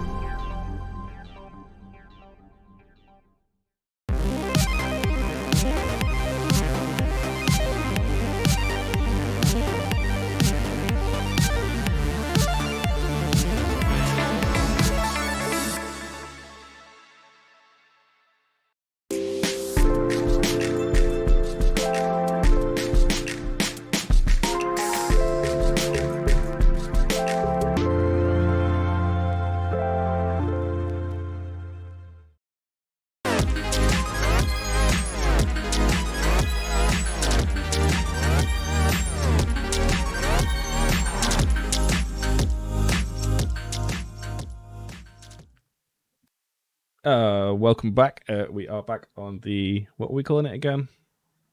The summer tournament. No, like we weren't calling it casting couch. That's what I got told off for. The Yes, we Thunder were. from Down Under appreciation couch. Okay, Ooh. that one. All right, guys, we should have about 10 minutes, I think, before the next match. If you want to break that down, it was quite an interesting match. Yeah, sure. I mean, I think me and Mod hit on some of the problems during the match, which was this classic thing where the comp looks like it should work on paper, but in the end, it doesn't actually do what you think it would do. Like this, you see this sometimes with inexperienced teams bringing like an RT Maelstrom comp to a tournament. And they're like, oh, look at this volley damage. The number is so high, we can volley a cruiser in one single blast of our massive guns. And then they fire, and like 10% of that damage actually applies. And then they're like, oh shit, we're really fucked up now. And that's basically the end of the match for them. I think this might have been somewhat similar. Just high DPS numbers, we can blast them down before we die ourselves. But, fitting more damage mods instead of tank might not be the best use of your 3D crafting. Yeah, I mean, I'm all for bringing one Widow and making use of the recently buffed Black Ops across the core. But I mean, if you're going to bring double Widow and you're going to bring Torch, you have to realize that in order to apply any meaningful damage, you're going to have to sit on someone at 20 kilometers, and Widows just do not have the survivability, especially when you put mid slots to jams in a shield comp to be able to not get eviscerated by a pair of Leshaks, which are predominantly what you're going to see in an armor comp after both teams banned out all of the shield rush options.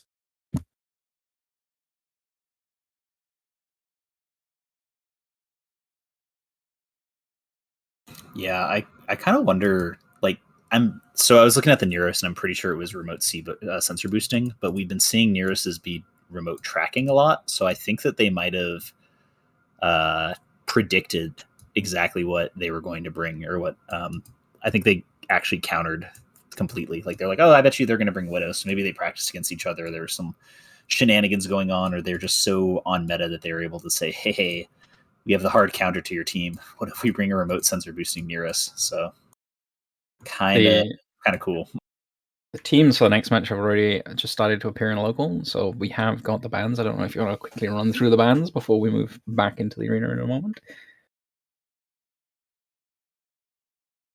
Yeah, we can do that. It's so this is the last match of Nightmare Skating Issue versus Rainbow Wolves. Whoever wins this does go on to the finals, the semifinals, the grand finals. I don't know. Whoever wins this is guaranteed, I think, third place, right? Or guaranteed fourth place. Nightmare Skating Issue banned Nighthawk, Leshak, Balgorn. Rainbow Wolves banned Paladin, Bargast, Leshak. And then because they both banned the Leshak, they also then decided to both ban the Curse. So kind of interesting. I'm not sure. I guess, like, because both teams have won with rushes, and banning the Nighthawk out means they can't actually bring any of the shield rush at this point, right? Like, I don't think we necessarily paid attention to exactly what's been banned just from the rule that we learned about relatively recently. So yeah, I don't know. Things get messy. Things get messy when you basically end up having 20 ships banned per side just because of the ones we don't talk about.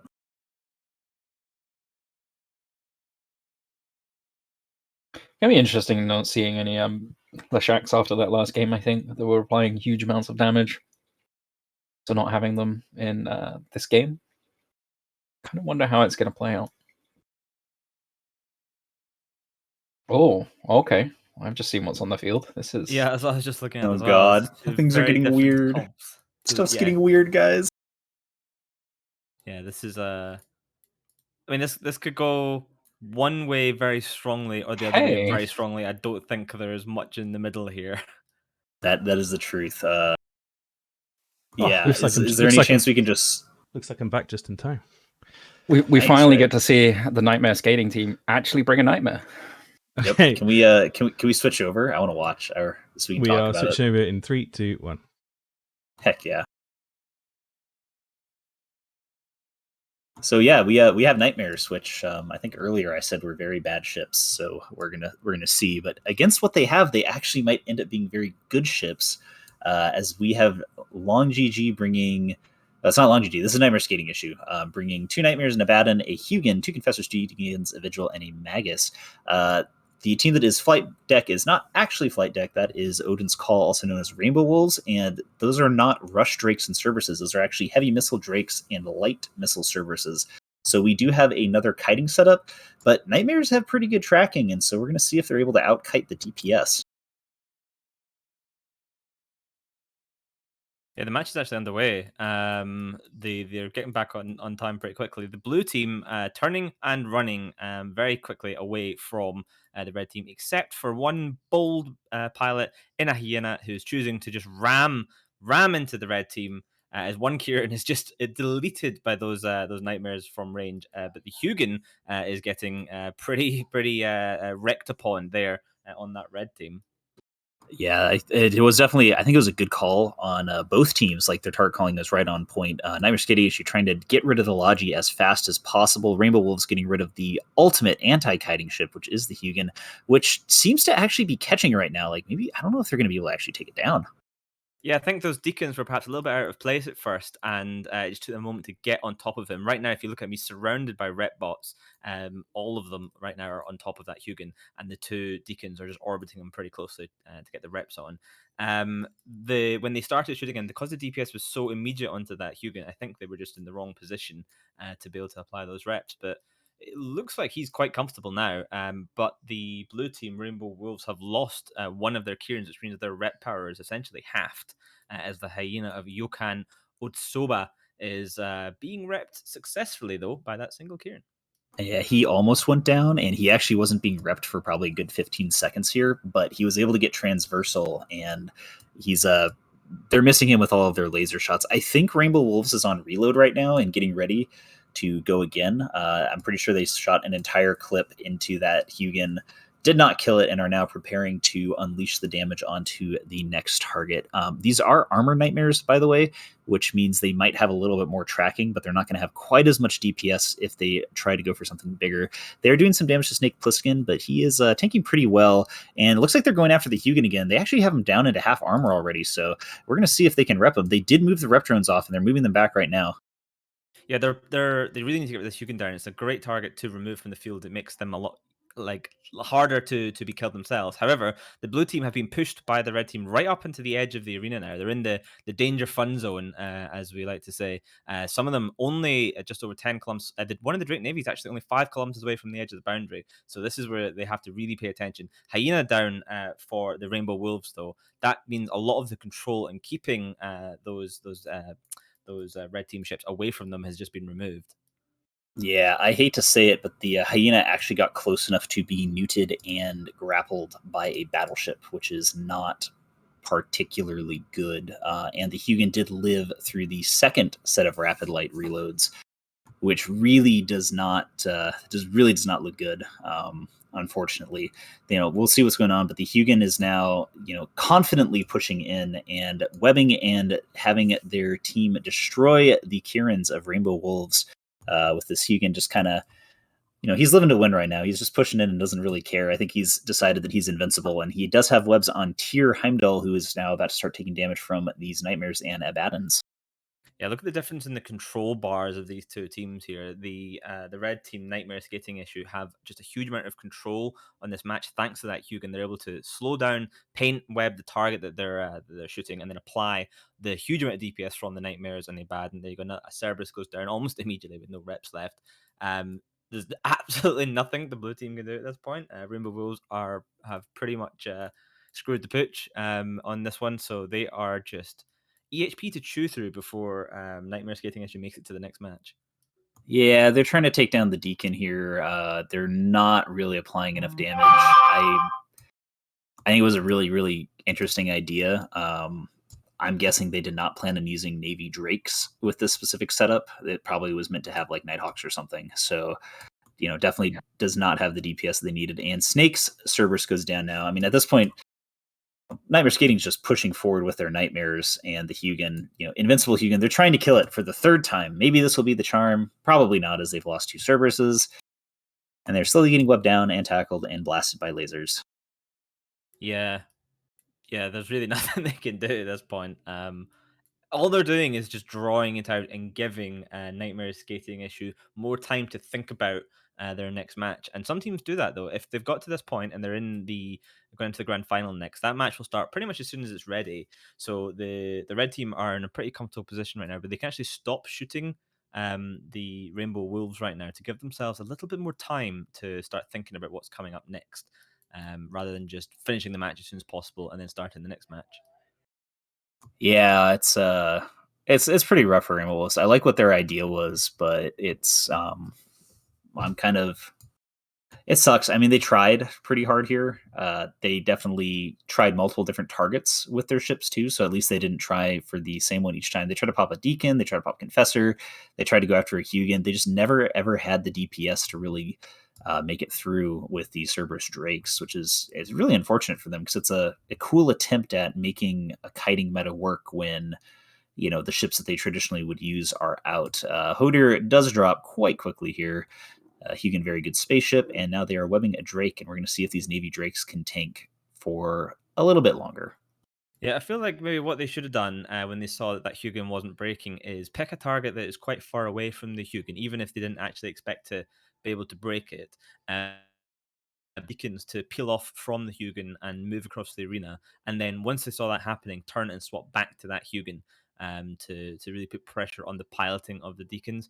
Once those Deacons are just in orbit around that Hugin, applying their reps, it was clear they weren't going to break it, so they had to resort to more elite tactics, like making the Deacons actually move around and see if you can break the pilot rather than the ship.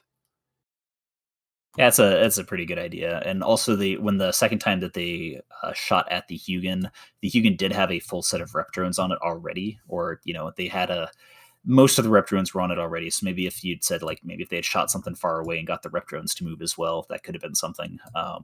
Because rep drones are very, very powerful and shockingly powerful. If you've never had them on you, you probably don't quite get how good they are. But the rep drones alone probably would keep that Hugin up even without the Deacons. Yeah, the power down here in his Navy Drake, about to go down, and if I'm not mistaken, this means the Rainbow Wolves are out of the summer tournament, and the Nightmare Skating issue go forth to compete in the grand best of 5 final. I think they have one more best of 3 beforehand. It's kind of hard to tell. Do they play the bronze match first? Yeah, I think there's I think they're doing it the bronze match, or they they go to the bronze match, and then the loser of that has to play something. I need to double check on this. The bracket's kind of funky, and I closed it, which is what the main problem was. I had it open and now I don't. So whoops. Yeah, I believe the stream tomorrow opens with the best of 3 for the bronze match, and then it's on to the best of 5 grand finale. Gotcha. Very nice. Well, there you go. So Rainbow Wolves losing completely, utterly destroyed there. All their ships died, didn't kill a single thing. Nightmare Skating issue winning to victory. So well done them. And pass that one back to the studio as well.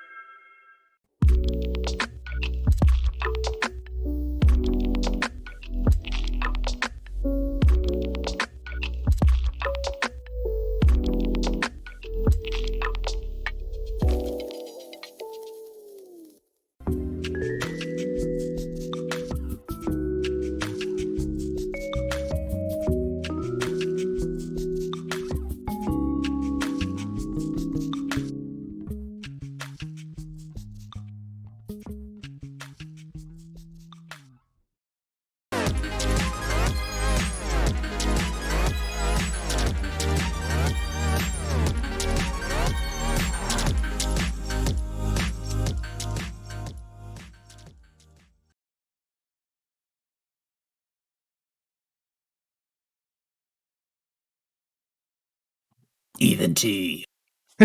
Welcome back.